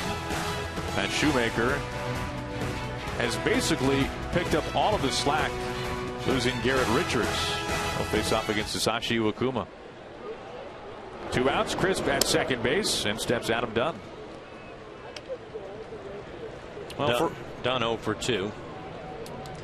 Really trying to provide some big pop for this offense. Trying to make up for Cespedes going to Boston. We saw some of it immediately when he joined Oakland, his first at bat hitting the home run. It's a nice way to start your career with a new team. 1-1 count to Dunn, batting cleanup and DH'd for the A's. Trying to bring home Crisp with 2 outs at second base. There was a 5-year span where Dunn was one of the most prolific sluggers in baseball, 2004 to 2008. Only A-Rod had more home runs, only by 2. Line drive up the middle. Taylor is there, hit high. Dunn out on a scorcher. And that puts a bow on 5.5 from Safeco Field. So glad you could be with us. Gorgeous day. The A's on top by a run.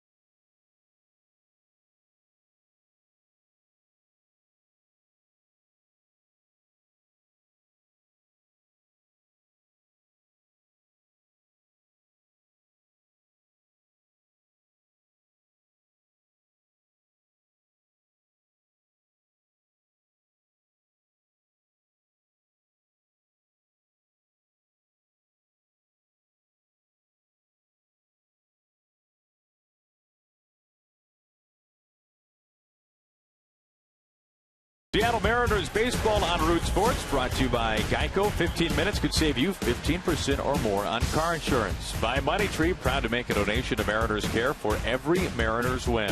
And by American Family Insurance, your dream is out there. Go get it. Find out more at amfam.com/dreams.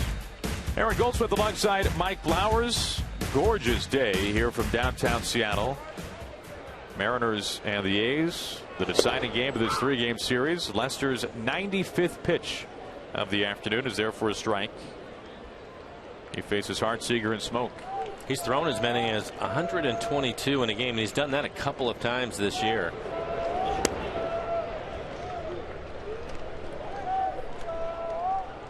One ball and a 1 strike to Hart. I told you earlier about that perfecto going on. Astros and the Angels. Dallas Keuchel on the mound, and Chris Iannetta draws a walk in that ball game, so the perfecto is no longer, but the no-hitter still being preserved. The A's with the shift on with Corey Hart hitting. Sogard, the second baseman, over on the left side of the infield. So a rare shift with the right-hander hitting. Seen that a couple of times this year. Seems like Zunino has had some right-handed shifts. A couple of times. We saw it earlier in the year when Smoke was hitting right-handed. Good point.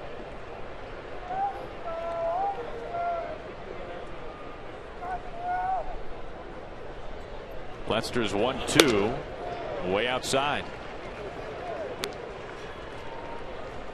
And there you can see it, just 4 hits to right field for Corey.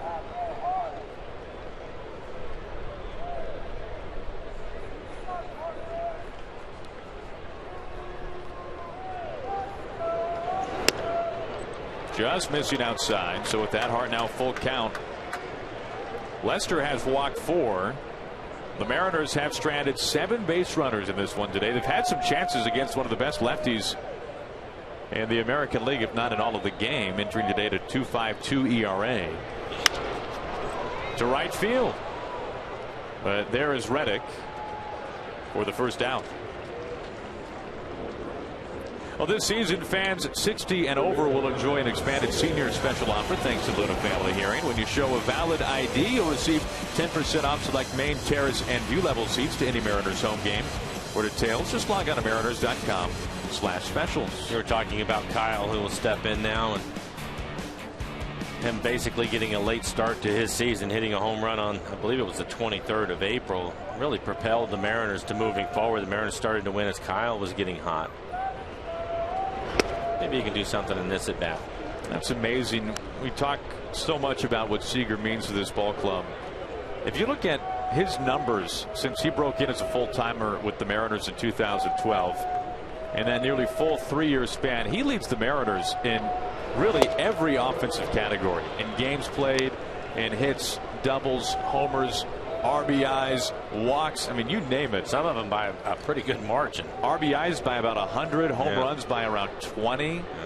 I mean, it's if there is an award for a 3-year MVP, it's the guy in the batter's box right now. He's been so consistent. And one thing that is easy to overlook, he's at, you know this, Mike, a grueling position at third base, on your legs a lot, having to react very quickly at third, and he's out there every single day. If you look at all the numbers on the defensive side of things, probably the guy on the opposite side of the field today, Donaldson, is the only one that's been better. When you look at the zone ratings and everything that Kyle has done defensively, he's played a Gold Glove caliber defense. There's no doubt. Chris Woodward, Mariners infield coach, said not long ago that Seager has the most accurate arm he's seen.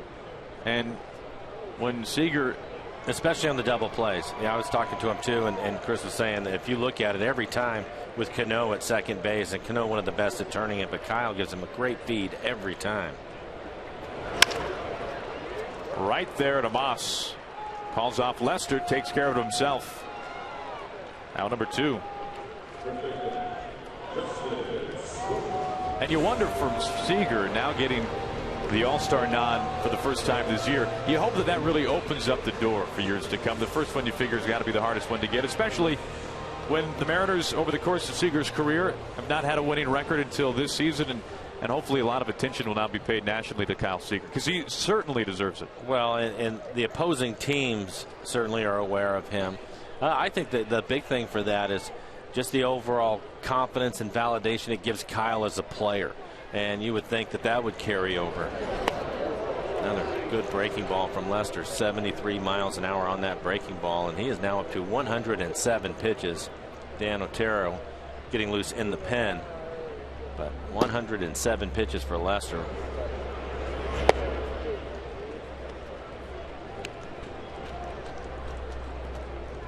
Four walks, 7 strikeouts. His season high as a member of the A's is 9. He struck out 8 his last time. Smoke falls behind on the curve, 1-2.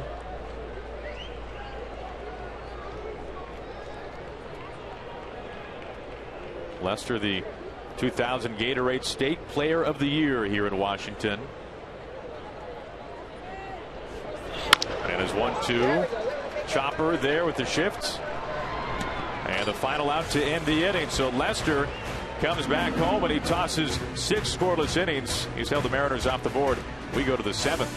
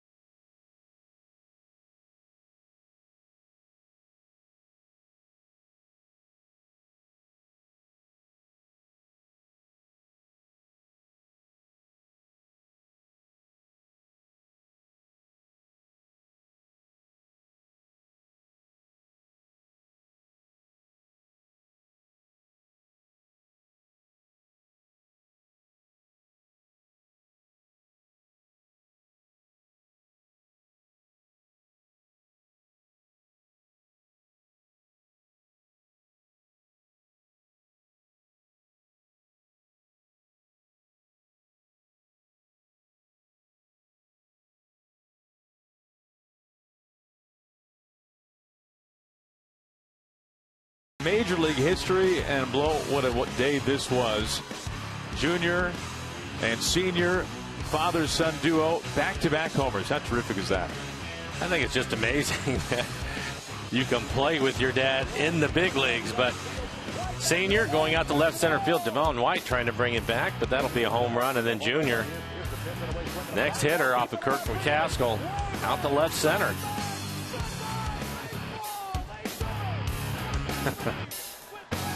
Unbelievable. Yeah, it really is. A lot of smiles that night. A's lead 1-0. This has just been an absolutely glorious day here at Safeco Field.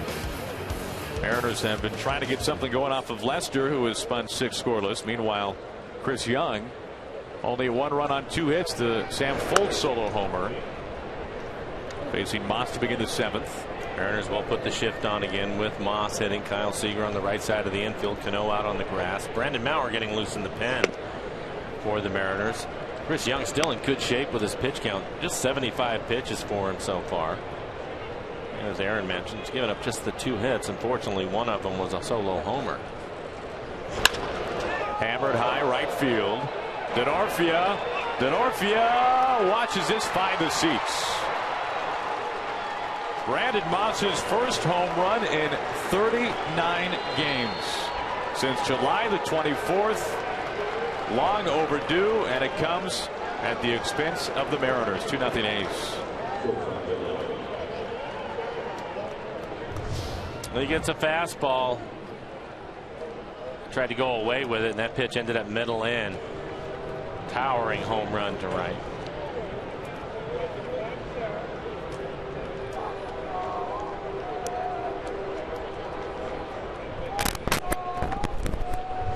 So 3 hits, 2 homers. There's Lowry.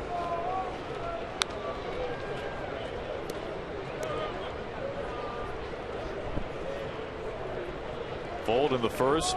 Moss here to start the 7th as Lowry stings this to right. On a hop to Denorfia. Able to keep it close enough. Lowry a single, so back-to-back hits after the A's mustered 2 hits over the first 6 innings. They get hits here from Moss and Lowry, and that will be it for Chris Young. Lloyd out of the dugout quickly to make the pitching change. He'll take the ball from Chris Young. We've got a pitching change here at the top of the 7th. Nobody out, 1 on. Reddick due up. We're back in just a moment.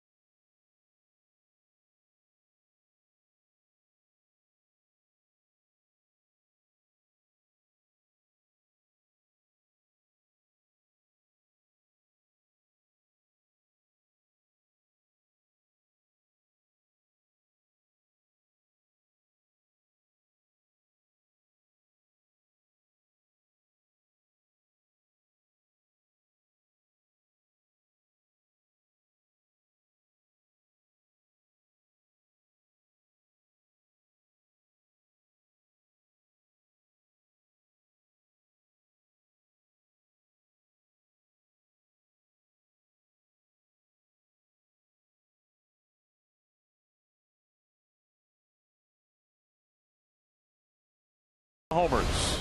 Couple of solo home runs in this one, and they go to the A's. In the first inning, Sam Foltz with a home run, his 4th home run of the year, just out of the reach of Denorfia in right. And then the towering home run, Brandon Moss gets a fastball out over the plate. Aaron had mentioned it's been a while since Moss has hit a home run, 39 games, but for Moss. Now 24 home runs on the year. For Chris Young, 6+ innings, just 4 hits. A couple of them leave the yard. That's the 2 runs, 2 walks, 5 strikeouts, 78 pitches, 53 for strikes.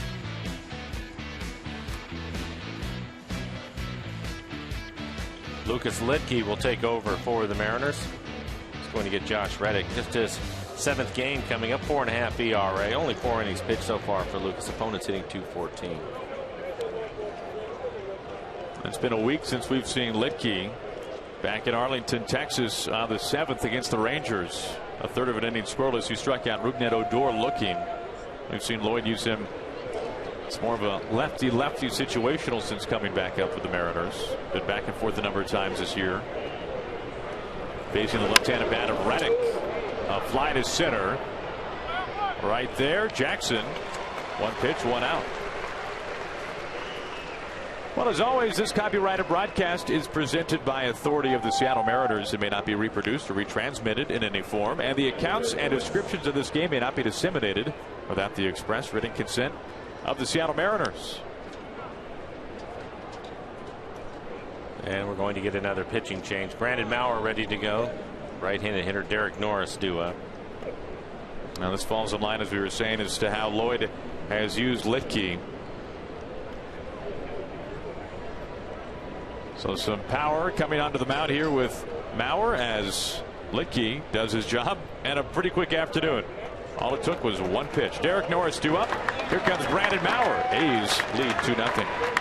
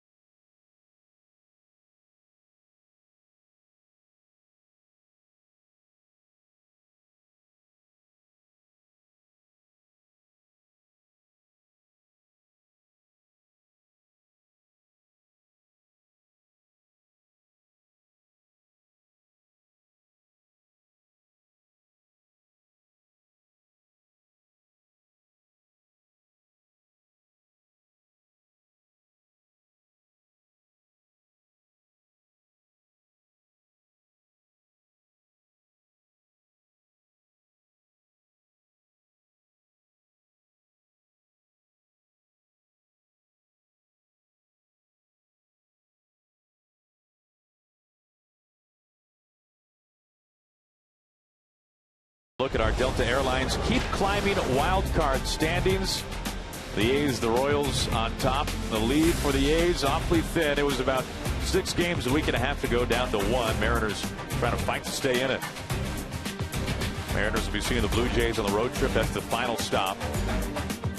Royals facing the Red Sox. It has been a little bit of a slide for the A's of late, trying to recover. And Brandon Maurer, the new pitcher, taking over for Lucas Litke. Hard throwing right-hander. His fastball will be 95 to 98 miles an hour. Mix in a slider, a cutter, a changeup. Good cut fastball at 91 miles an hour. Well, Brandon on the year, his ERA right at 5. 49 strikeouts to 19 walks. Bones hitting .268.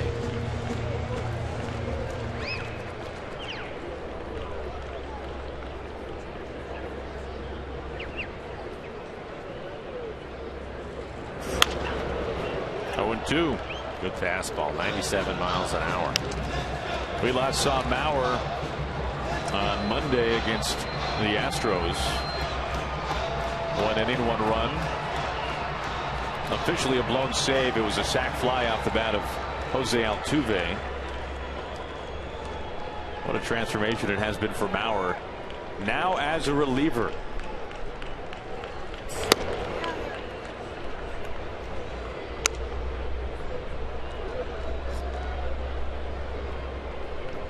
Maurer from Costa Mesa, but a huge Dallas Cowboys fans on a day like this. NFL season now in full bloom. Now we'll have to wait till after the game to check in on the scores. A frustrated Cowboys fan, if anything. Broken bat bouncer. Taylor, tough angle. Cano to first. Double play. Nice work there by Maurer. Taylor, Cano. As the run scores on the Moss homer. But that's it for the A's. We'll keep things right here for God Bless America on an absolutely perfect day to be at the ballpark here at Safeco Field. So glad you could join us today from downtown Seattle.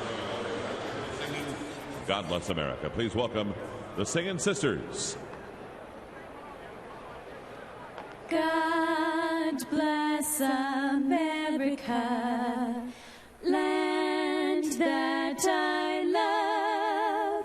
Stand beside her and guide her through the night with the light from above.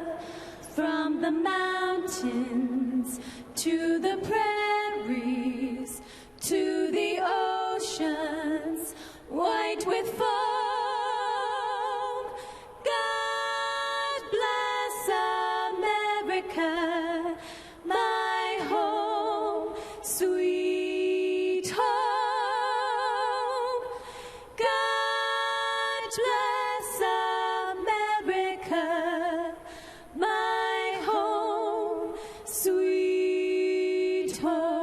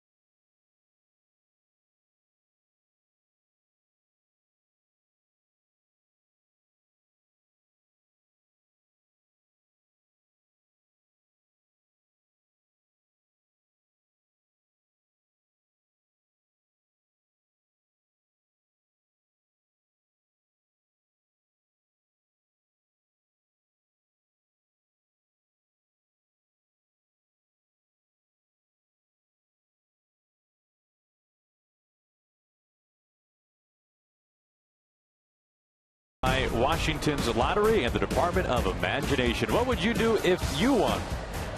Aaron Goldsmith alongside Mike Flowers here from Safeco Field. 2-0 A's on top on a pair of solo homers. Fold and Moss. And a new pitcher up on the mound for the A's as John Lester exits and he gives way to Dan Otero. And here's a look at what Lester did today. Threw a lot of pitches, but no runs. Well, we thought this was going to be a good pitching matchup, and it was. Lester, 6 innings, 4 hits, did not give up any runs, but he did walk 4 batters. Mariners with a lot of opportunities against Lester, but was able to make some good pitches when he needed to. 7 strikeouts, 110 pitches, 63 of those for strikes. Dan Otero will take over for the A's on the year. His 65th appearance. He has pitched well. ERA just over 2 on the year. Not a lot of strikeouts. 39 strikeouts and 80 in a third. Opponents hitting .245. He's given up 3 home runs this year. Going to have a pinch hitter for the Mariners. Pinch hitting for Taylor will be Indy Chavez. Chavez digs in to begin the 7th.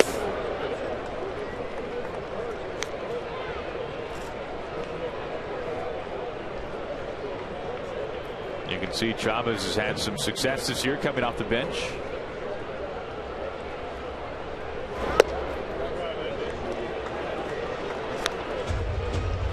talk all the time about players around the majors these days who have defected from Cuba. Otero fits in that mold a little bit. His grandmother defected from Cuba. Grew up in Havana. Now 93 years old, lives in Miami. And now her grandson pitching in the majors out of the A's bullpen.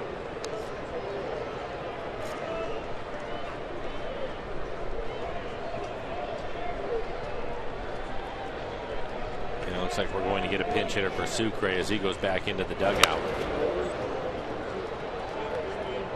2 balls and 2 strikes now to Chavez. Brad Miller getting ready.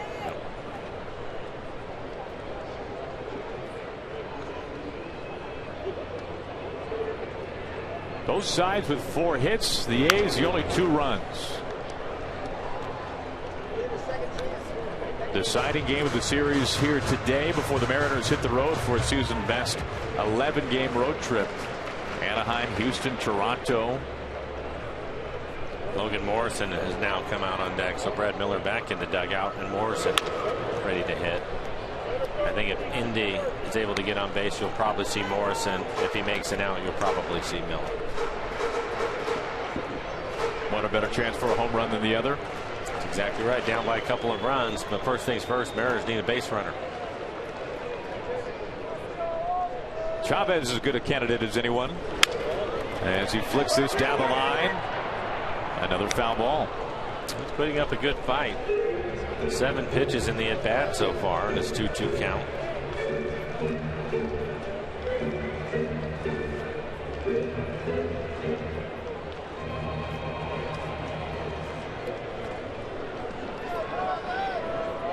A's bullpen has copped up 7 runs over the last 6 games. Mariners hoping to get to the pen for a couple of here today, if not more than that.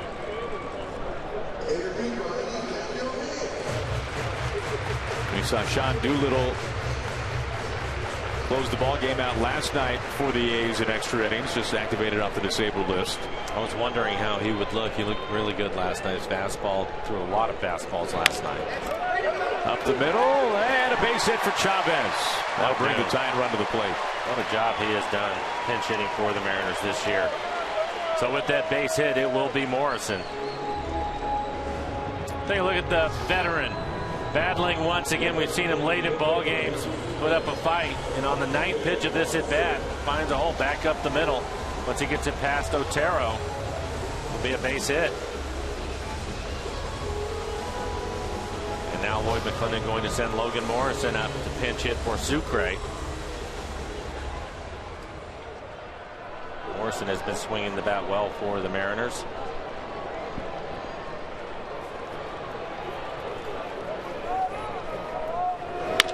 To left field, and a base hit. 2 on, nobody out. Mariners with some heartbeat here in the 7th. Morrison runs well, but we'll see. It's a full bench for Lloyd McClendon. He has a lot of bodies. See if we'll get a pinch runner for Morrison. Take a look at it. Solid line drive, sharply hit into left field. Has really been swinging the bat well. And with Otero, the right-hander, trying to run the ball away with the lefties, good hitting. Fernando Abad getting loose, the left-hander, hard-throwing left-hander for the A's. Back to the top of the lineup with Jackson. Donaldson, the third baseman, will play in on the grass, expecting the bunt right here. You can see those shadows starting to creep over home plate. And we will get a pinch runner, and it will be James Jones.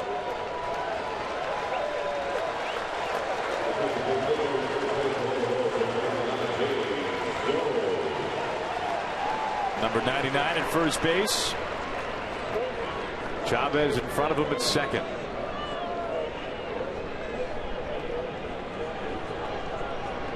Jackson represents the go-ahead run. Corners pinch. Outside, both runners advance. So some help. Mariners catching a break. That will be a wild pitch. Now Jackson will be able to hit. Mariners today 0 for 8 with runners in scoring position. Take a look at it, trying to go inside, and it's a fastball away. And you can see the shadows starting to get out in front of home plate, making things a little more difficult for the hitters. Now Kurt Young, the pitching coach for the A's with Derek Norris. Josh Donaldson talking things over with Otero. How hard is that, Mike, with the shadows completely They're not too bad yet, but once they get out past the dirt onto the grass, that's when you're going to start having a problem. So right now that's still okay for the Mariners.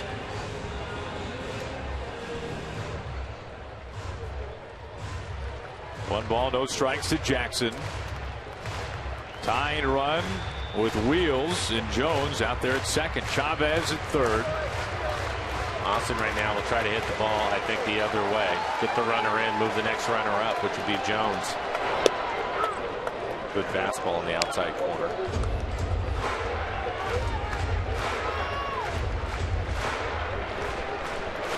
Jackson entered today in an 0 for 13 slide. He's 2 for 3 today. A couple of singles. He's also swiped 2 bags. Right side on the grass, and Moss keeps both base runners at bay.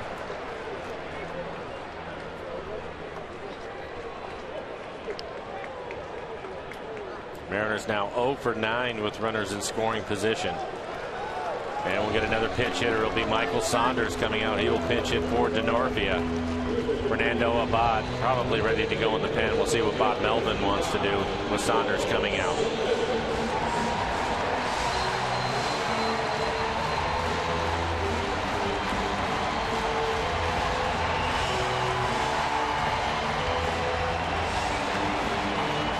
Melvin talking things over. Seeing what he's got.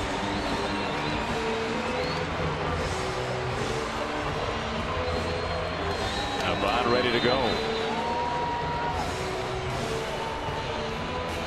Sticking with Otero right on left here. And a huge spot for Michael Saunders.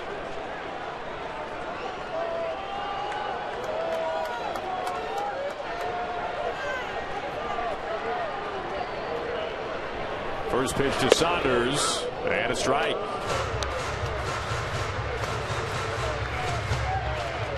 We saw Saunders in game 1 of the series. Had last night off. Lloyd watching his playing time, getting him back to full strength. 0-2. Michael hitting .271 on the season. Last pitch right on the inside corner, 92-mile-an-hour fastball.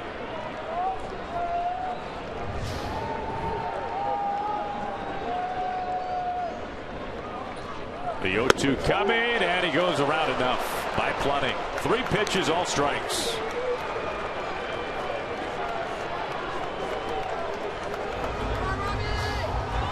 Elevated fastball, probably just up out of the strike zone. Michael not able to check his swing. Mariners now 0 for 10 with runners in scoring position. Robinson Cano. Robinson hit the ball hard his last time up.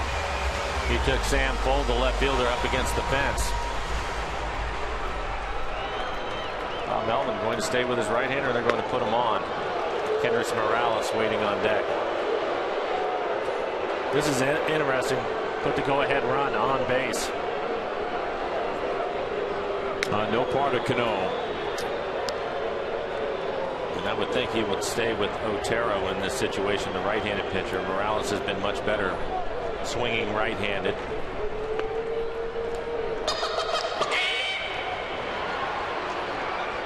One more wide one due here to Cano. And there she is. So Robinson intentionally passed. Chavez still at third. Jones pinch running for Morrison, who pinch hit for Sucre.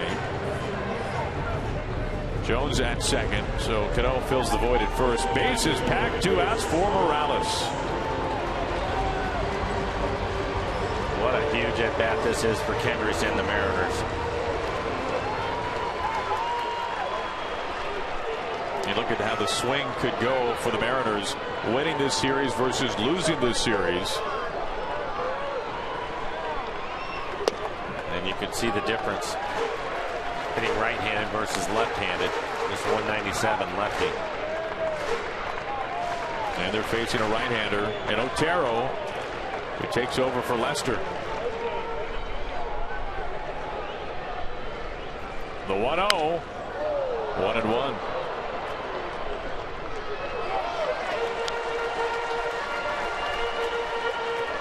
That was the 18th time this year Cano's been intentionally walked. Chavez aboard at third. Jones at second. The rest of the Mariners hitters have combined this year for 10 intentional passes. 1-1, a lift to left, full back to the corner, and a foul ball. All 3 pitches away from Morales. Trying to keep the ball in the outside corner. That last pitch elevated for him. Mariners have not had a grand slam this year. They are in the 148th game of the season. Maybe today's the day. 1-2, way high.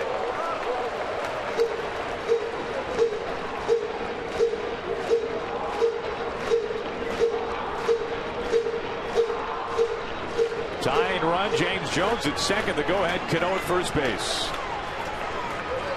Shadows creeping a little bit more over the hitter circle. Left field, full. Doesn't have to move a whole lot. Out number 3, the Mariners leave them loaded. And they've left 10 base runners on so far through 7 innings. We go to the 8th. 2-0 A's.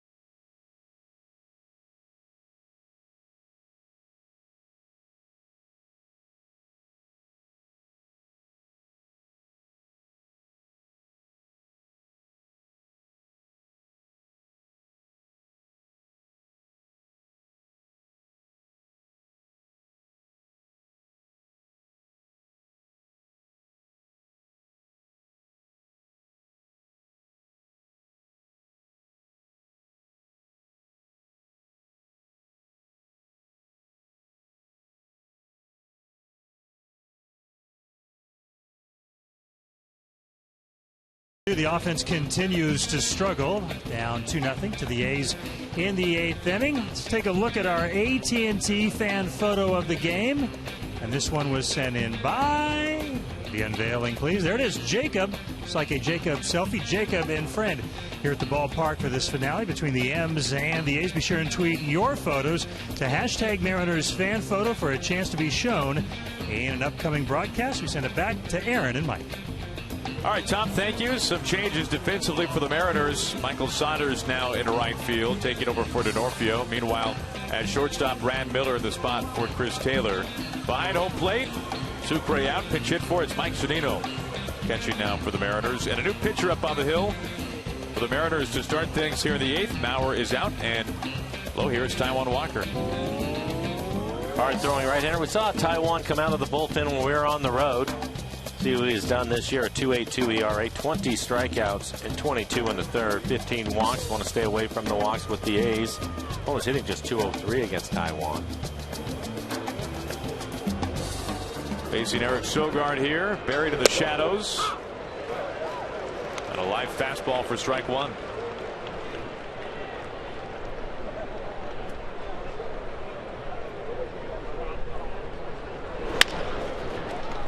New man always gets the ball. There is Miller. 1 out.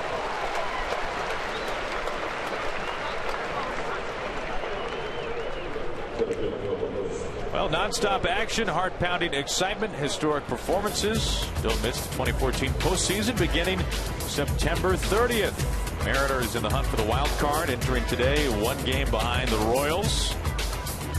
In the second spot, the A's on top. Angels an 11-game cushion, leading the West. 1 out, bases empty for Coco Crisp.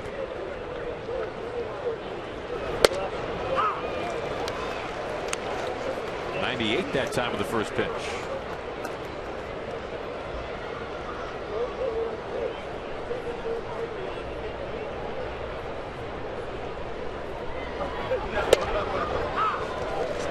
He's throwing hard. Might be a similar situation to Mauer. Not that Walker's going to become a reliever. He's obviously going to be a starter, but knowing that he has to pitch an inning, I mean, just airing it out. Back-to-back pitches at 98 miles an hour for Taiwan. Fights it away to left field, and it drops in for a base hit. Hart to pick it up. Coco Crisp wanting 2, and he gets it. His second base hit of the ball game.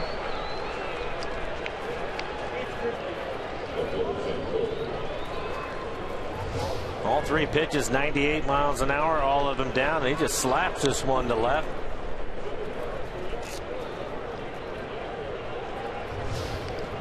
We've heard a number of pitchers who at some point in their career have spent some time in the bullpen and then have become starters. So as you said, Michael, a little bit different for Walker, a starter, but right now working in relief. Talk about how much that experience helped them as a member of the rotation, coming out and attacking hitters. Well, you know what's interesting with Walker is when he was sent back to AAA, he decided that he was going to pitch out of the stretch the entire time. So he's used to coming into the game almost like a reliever. And I think that when you're surrounded with the best bullpen in the American League and you have a number of guys out there, I'm sure he's had plenty of time to have conversations with them about how to go about his business. And the main thing that we've seen from the Mariners bullpen is most nights they come in throwing strikes. And I don't think that there's any reason not to just air it out. Line drive left field. Crisp to third. Hart a bobble, and it's 3-0 A's as Fold goes into second base, and he's safe there.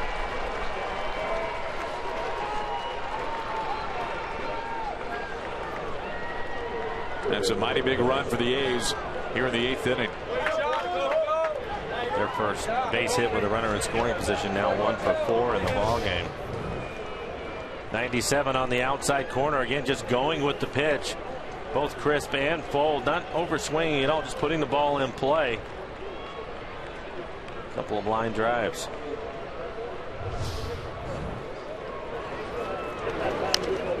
Check swing there by Donaldson. So Crisp scoring after that 1-out double. He comes around from second. He scored a single, E7, with Fold getting into second base.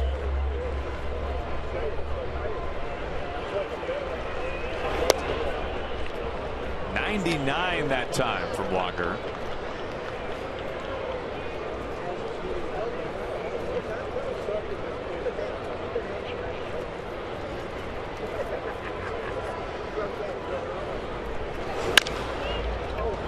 This sends Cano out. A bobble from Cano. And Donaldson safe at first base. Fold to third. Back-to-back errors. And Mike, as you've talked about, best defensive team in the league. Hardly can remember a time you've seen back-to-back errors from the Mariners this year. And I thought that he was going to be able to save this one. Tried to pick it up. I think he would have had time to throw Donaldson out, but he dropped it again.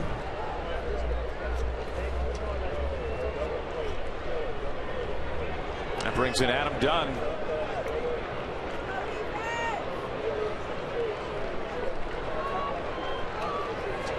Always a candidate for a double play ball. Big rip at 97. Dunn hoping to find the postseason for the first time in his career. Coming over with the A's. It's been a long time in the National League.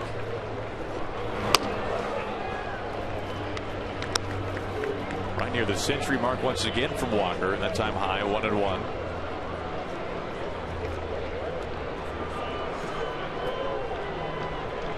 Full at third base. Donaldson at first, safe on Cano's 6th error of the season. You hardly see any.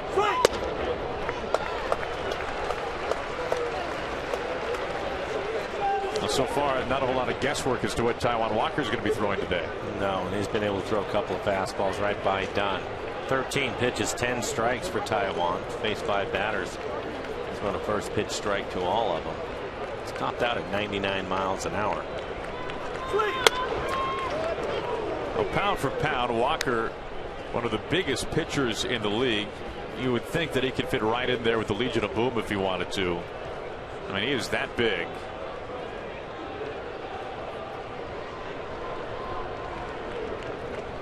First and third, 1 out. Down a piece. Still 2-2.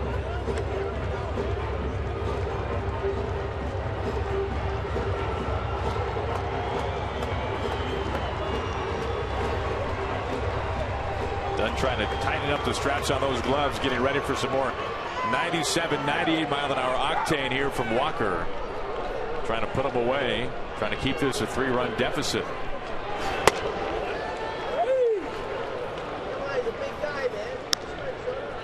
Doesn't go around, full count.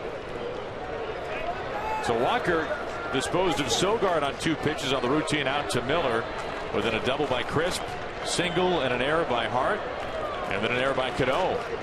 Has got in this 8th inning a little bit sticky. Rolls right side and through. 4-0 A's. As Fultz scores from third, Donaldson to second, Dunn an RBI. And the A's have opened this one up more here in the 8th inning.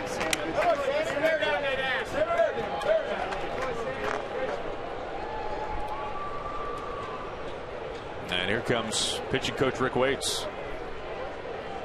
Well, he's seeing the same thing that we are. It's nothing but fastballs, and Taijuan has a good one. This one down in the zone, a little bit easier for Dunn to get to, and he finds a hole on the right side of the infield. The A's haven't had a lot of opportunities, but 2 for 6 with runners in scoring position.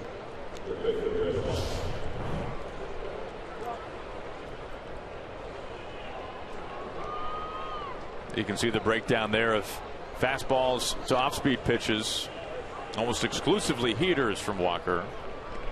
And we've talked about this with the A's and the Mariners.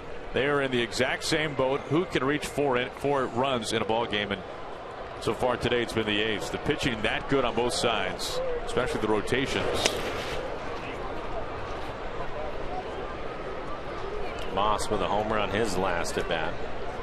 Was in the top of the 7th inning. For Moss, that was his first home run since July 24th. A 39-game drought for Moss, who had just a monster first half. Moss, a former castoff of the Red Sox, of the Phillies, and has more than revitalized his career as a member of the A's. Just a complete turnaround. We've seen him in the outfield at first base, DHing today at first. Will strike out a lot. He goes around. In fact, entering today, 5th in the American League in punchouts. He struck out of the 4th, now 145 strikeouts on the season. So between he and Dunn, the man before him in the lineup, a lot of strikeouts in the lineup.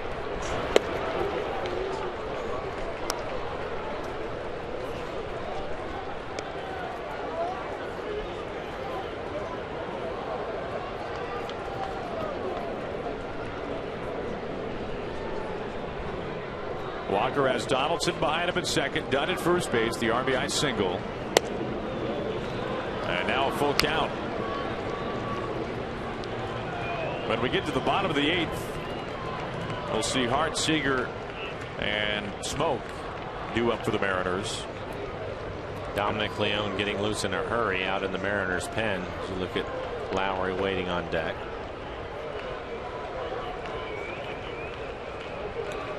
Payoff pitch.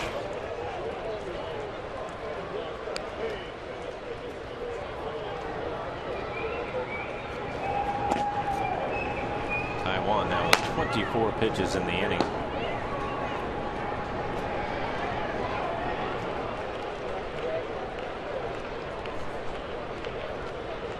First and second, once again, the 3-2, and another foul ball.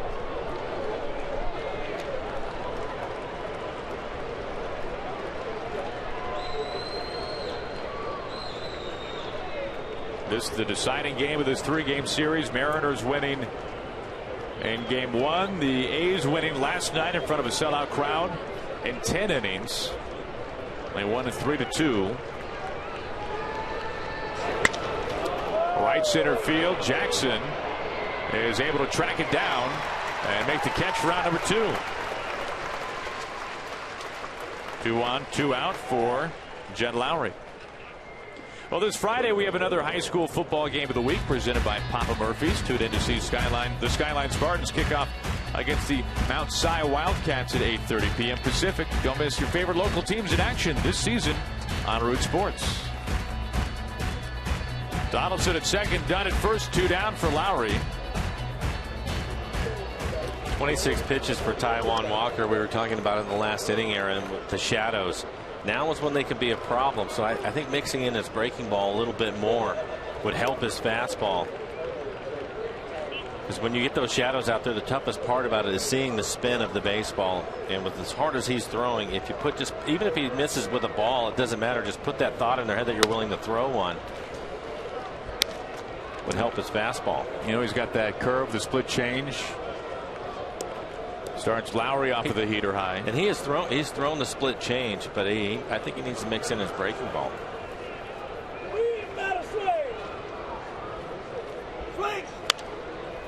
One ball and 1 strike to Lowry. Eric O'Flaherty getting loose in the pen for the A's, the left-hander. O'Flaherty spent some time briefly with some closing duties for the A's when Doolittle was banged up on the disabled list. They didn't have many chances when Doolittle was gone. 2 balls and a strike to Lowry.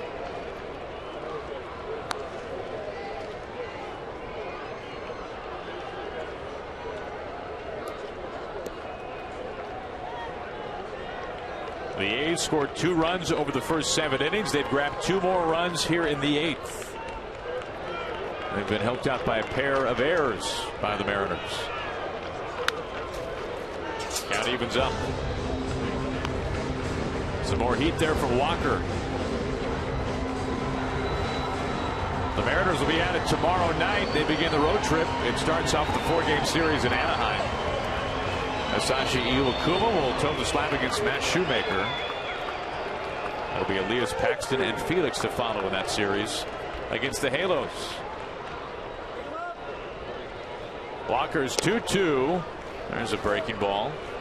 The first curveball that we've seen.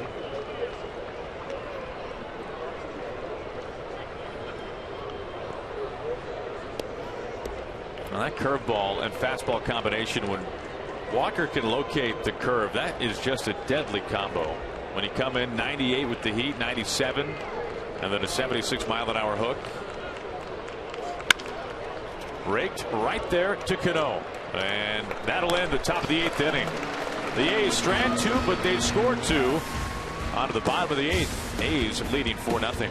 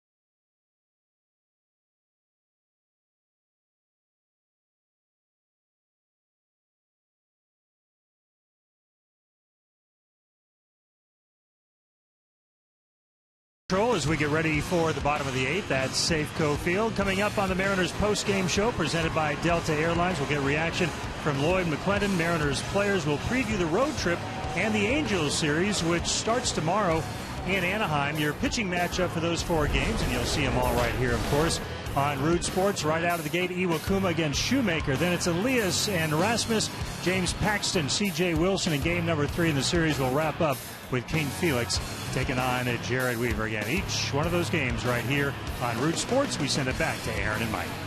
Thank you, Tom. Should be a fun series there. Under the sun in Anaheim is a new pitcher up on the mound now. We saw him last night, Luke Gregerson. Sinker ball pitcher, 2.18 ERA for him, 55 strikeouts in the 66 innings that he has worked. Opponent's hitting .213, giving up 5 home runs. Sinker, slider. Going to try to keep the ball on the ground as much as he can. Gregerson last night picked up the win, needed just 10 pitches, 8 of them strikes, to retire the Mariners in order in the 9th inning before the A's took the lead in the 10th. And then Doolittle closed the door in the bottom half of the inning for the save. Gregerson facing Corey Hart to begin things in the bottom of the 8th. Mariners needing some base runners here down to their final 6 outs to get at least 4 runs.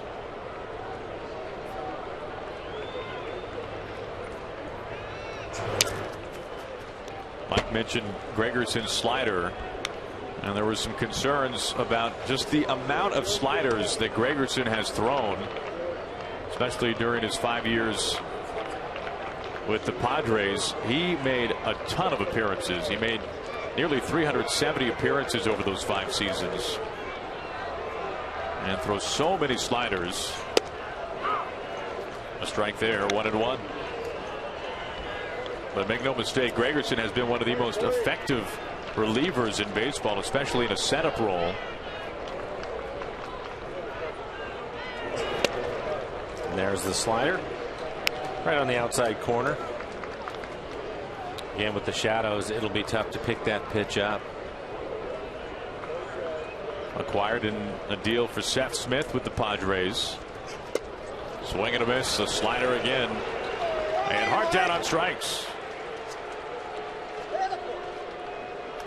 Well, join us Tuesday during the Mariners and Angels game for another edition of Twitter Tuesday, and for an extra chance at winning, sign up for the Root Sports eConnect by visiting rootsports.com, where we'll post an exclusive Twitter Tuesday question. Hope to see you there. 1 out, bases clean for Kyle Seager.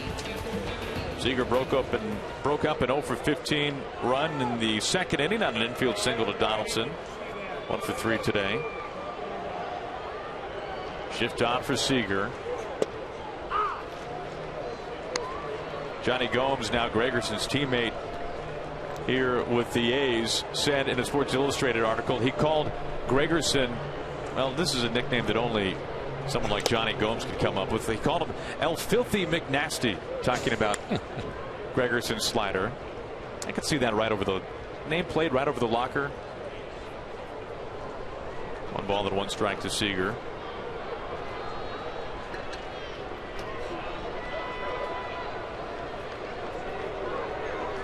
Gregerson was Houston Street's closer when they were together in San Diego. Street had such high words for Gregerson, as we'd imagine he would. Gloved right field, down the line, and a foul ball. And that was on the slider, but it was right in the middle of the plate.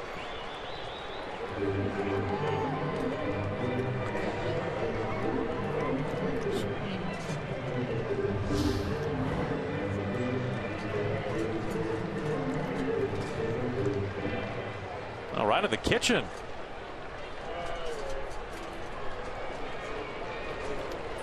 No need for a glove.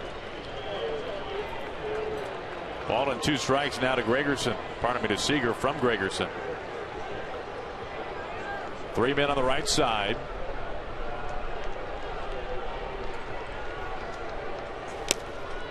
Move Seager's feet.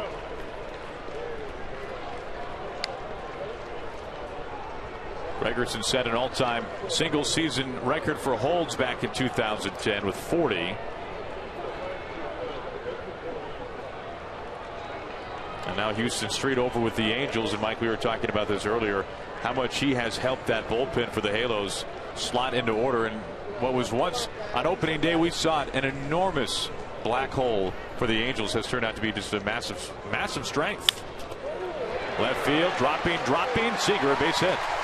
Good at bat for Kyle. Had to battle through it, but he ended up picking up a base hit and giving the Mariners a much needed base runner. No, you're right with Houston Street, and it's amazing what happens when you get somebody in there that will nail down your closer's role, how everybody else seems to fall in line, and the Mariners certainly have seen that with Rodney. We have Justin Smoke. Look at the Mariners bullpen last year. Yeah, compared to this year. Only the Astros were worse last season, and now the Mariners are record-setting bullpen. A couple of new names too. You got Joe Beimel, you have Dominic Leone. Mauer's been a force. Number of guys with another year of experience out there. Wilhelmsen's been just a beast this season. Great bounce back year for Tom. 1 out, 1 on. Smoke from the left side. I've heard Lloyd McClendon say a number of times that he is very intrigued by seeing that man possibly in the rotation next year. I was talking about it as recently as yesterday, saying that's a long ways away.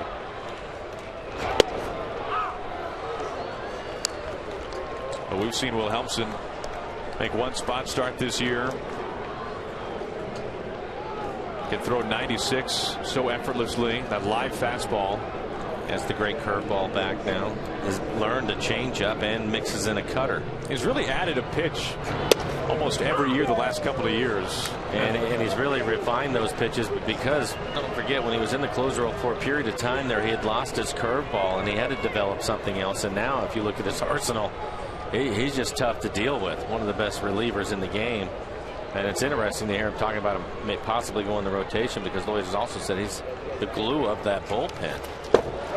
Pass Norris. Seager down to second.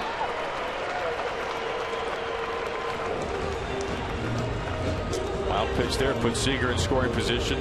Now you can understand why Lloyd would say that, because we've seen Wilhelmsen fill so many roles this year for the Mariners. Well, he's coming in as a setup guy. He's pitched an inning in the 6th or 7th inning when you've needed it, and he's also gone 3 innings this year a number of times. He has been so remarkable with how he has been able to evolve with whatever Lloyd needs him to do. Just a tremendous year for Wilhelmsen, along with really everyone in the bullpen. But he especially stands out. 2 balls, 2 strikes. Seager at second. 1 out. Full count now to Smoke, who walked back in the second.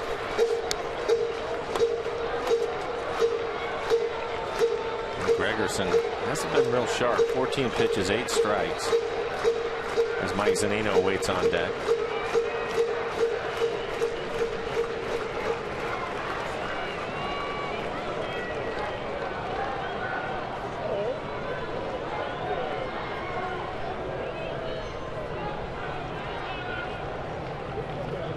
Gregerson taking some time. A look at second.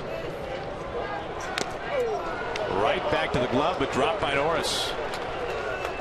Smoke stays alive, still 3-2.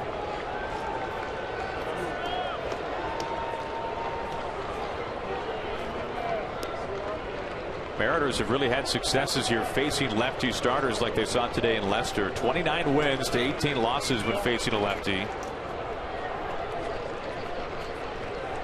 Among baseball's best scoring teams against southpaws, but today Leicester 6 scoreless, 4 hits, 4 walks. Mariners could not cash in. Right through it, and Smoke down on strikes. Gregerson has fanned 2 here in the 8th. One of the Mariners' tough day with runners in scoring position. With this strikeout, the Mariners now 0 for 12 with runners in scoring position this afternoon. That's something that really, by and large, this year they've done much better at compared to last year. Well, we showed it to you, 267 average, far above what they've done over the last couple of years. It's been a tough series for them, though. Just 2 for 20 in the series with runners in scoring position. Infield plays Zunino straight up. Seager at second base in the sunshine.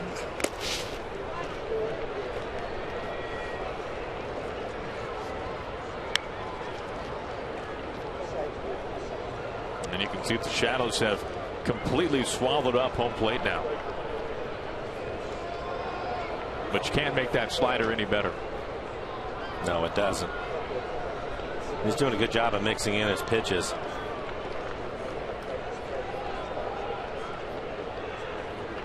Both sides with 7 hits. A's have all the runs.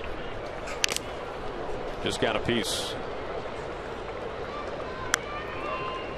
Taylor got the start in this number 8 spot for the Mariners today. Taylor a strikeout and a walk. It was Chavez who came in as a pinch hitter in the 7th in this spot on Lloyd's lineup card. Chavez a pinch hit single up the middle. Now we see Zunino batting with Brad Miller now on deck. 2 outs, a man at second. Outside corner. Slider makes it 1-2.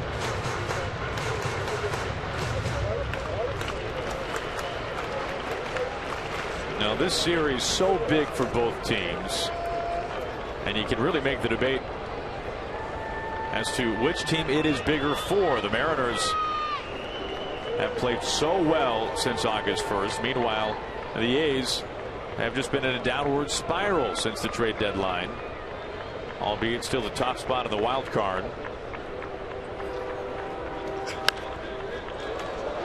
Stays at a ball and 2 strikes. You could sense, even just from the comments from Bob Melvin, that there has been some very obvious panic from the A's and their downward slide. It was only about a week ago during that 4-game series in Chicago when Bob Melvin said that he was embarrassed by the way that his team has played. They were putting too much pressure on themselves, especially offensively.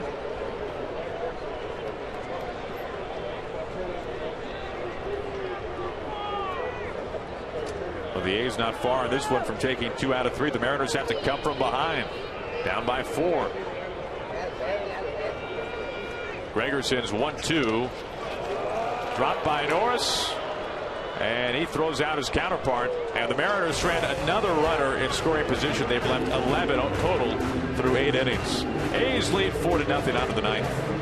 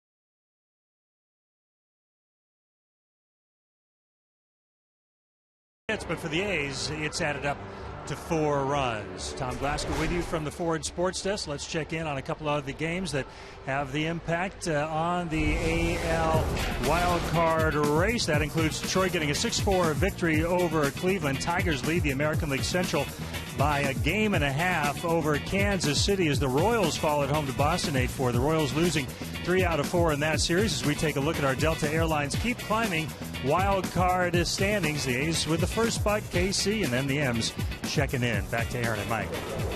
All right, Tom, thank you for that update. Taijuan Walker back out to work here in the ninth. And it's 1-0 to Reddick. Makes it 1-1. I mentioned it earlier, but from here, the A's go on to face the Phillies and the Rangers first at home. They have tomorrow off. That's the 10th straight day of play for Oakland. So as the Mariners hit the road for 11 games, the A's head home for a lengthy homestand of 9 games plus the day off.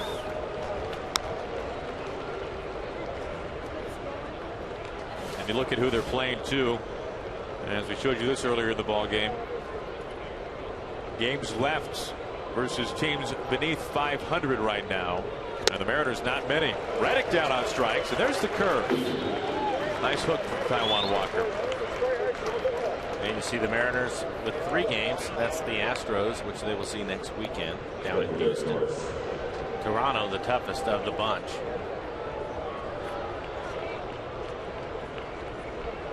Toronto with Baltimore twice. The Yankees, and of course the Mariners will be in town in Toronto on this road trip. Bob Melvin, former Mariners skipper. Chili Davis off to his left, A's hitting coach. Strike one to Norris.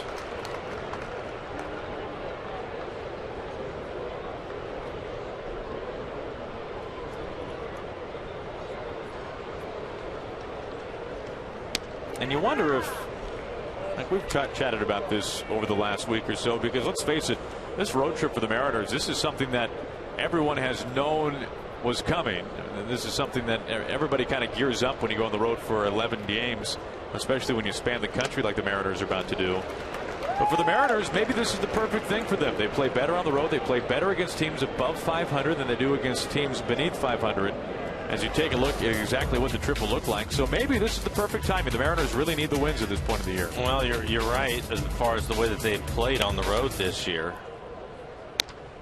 Again, it's going to be difficult, though. The Angels, the hottest team in baseball right now, they always have some sort of issues with Houston for whatever reason. And then, of course, Toronto is playing well. So it's going to be difficult, but they have played their best baseball on the road.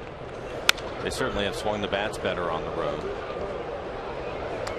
A's have a magic number at 4. Mariners 18 games over 500 on the road. It's remarkable. It really is. Excuse me, 14 games. 14 games over. You see Sean Doolittle getting loose in the pad. Seager right there for out number 2.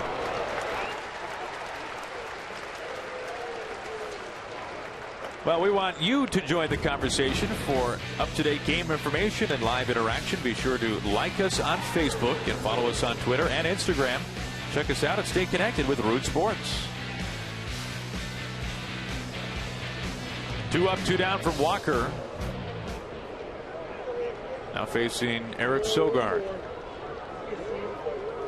And we all know that Felix has the best cheering section in baseball, but Sogard might rank up there in nerd power with those glasses, and they come out in pretty full force at the Coliseum. Never have eyeglasses been so fashionable in baseball than with Eric Sogard.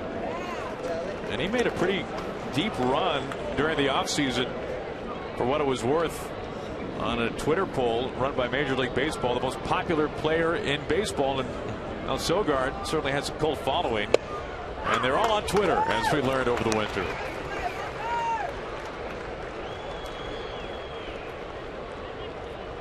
Sogard was really forced to play a lot of shortstop when Jed Lowry was on the disabled list with that fractured index finger. Now back home at second base, where he's probably better off defensively.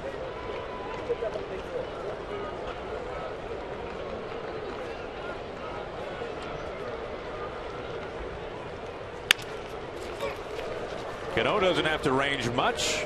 Curveball gets Sogard, and Taijuan Walker retires the side in order here in the ninth. Mariners down to their final 3 outs, trailing 4-0.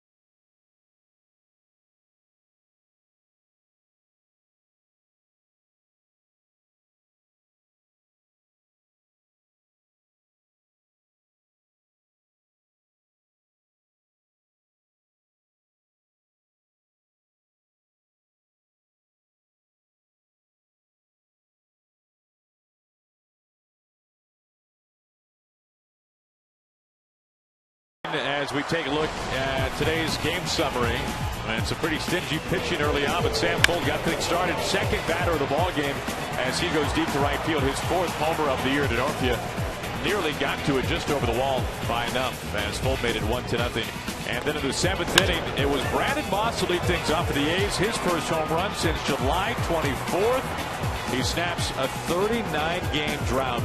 That made it 2-0 A's. And then in the eighth, Oakland would tack on a little bit more. They were helped out by a couple of errors. Fuld in the mix one more time, an RBI single. And then the bobble there by Hart put Fuld at second base. And then it was Adam Dunn. As Dunn pulled a bouncer into right field to make it 4-0, scoring Fuld. And that brings us to, unfortunately, facing now the A's closer. We saw him last night. Here is Sean Doolittle. Not a save opportunity for him, but 21 saves on the year, a 2.24 ERA, 81 strikeouts, just 5 walks on the season. Opponents hitting just 168 against Doolittle. And I would imagine, as we saw last night, he will throw a lot of fastballs. That's a good one. Now those last couple of runs being scored on Taijuan Walker, only one of them earned. Brad Miller going to lead things off for the Mariners here in the bottom of the ninth. So a tough lefty-lefty assignment here for Miller. Doolittle fresh off the disabled list, a rib injury. Last night Doolittle made his 23rd career appearance out of the bullpen facing the Mariners.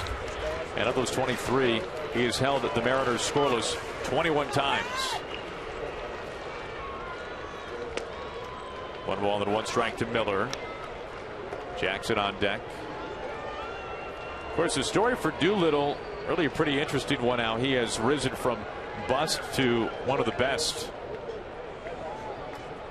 A converted first baseman, former first-round draft pick as a position player for the A's. And kept having wrist and hand injuries, swinging a bat. And it was almost a last try resort. Put him up of the mound, and look what he's done now.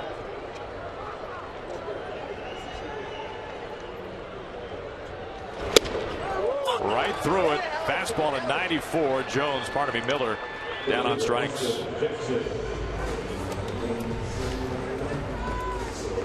And our apologies. Sometimes microphones are so good. They're the best in the business. Sometimes they pick up on things that we just don't want to hear. So our apologies for that. Miller down on strikes. Mariners down to their final 2 outs. Austin Jackson, 2 for 4 for Jackson today.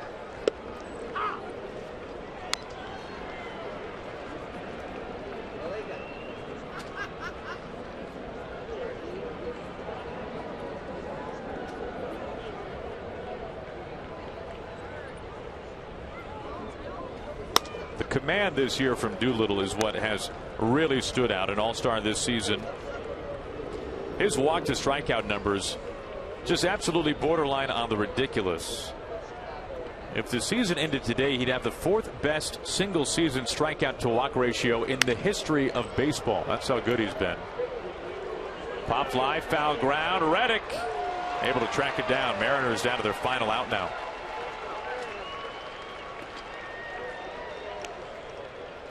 We'll bring up Michael Saunders. Michael going to get his second at bat. Came off the bench as a pinch hitter. Ended up striking out in the 7th inning. Lefties batting just 119 against Doolittle this year with 2, count them up, 2 extra base hits, both doubles. Not an easy assignment. Getting back to the walks and strikeouts, Doolittle this year has struck out 81 batters, and he has walked 5. 5 walks to 81 strikeouts for Doolittle.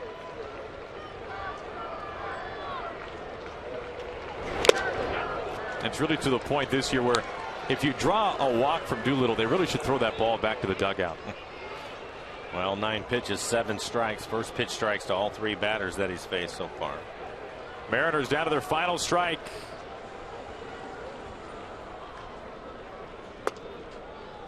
Little high.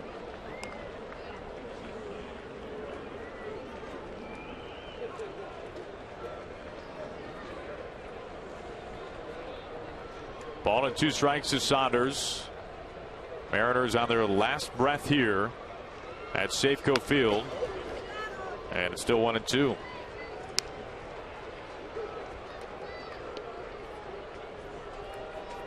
The A's a strike away from taking this series.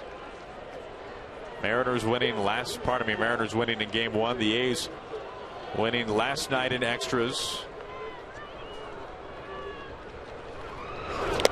And that'll be all she wrote for the series against the A's as Saunders goes around.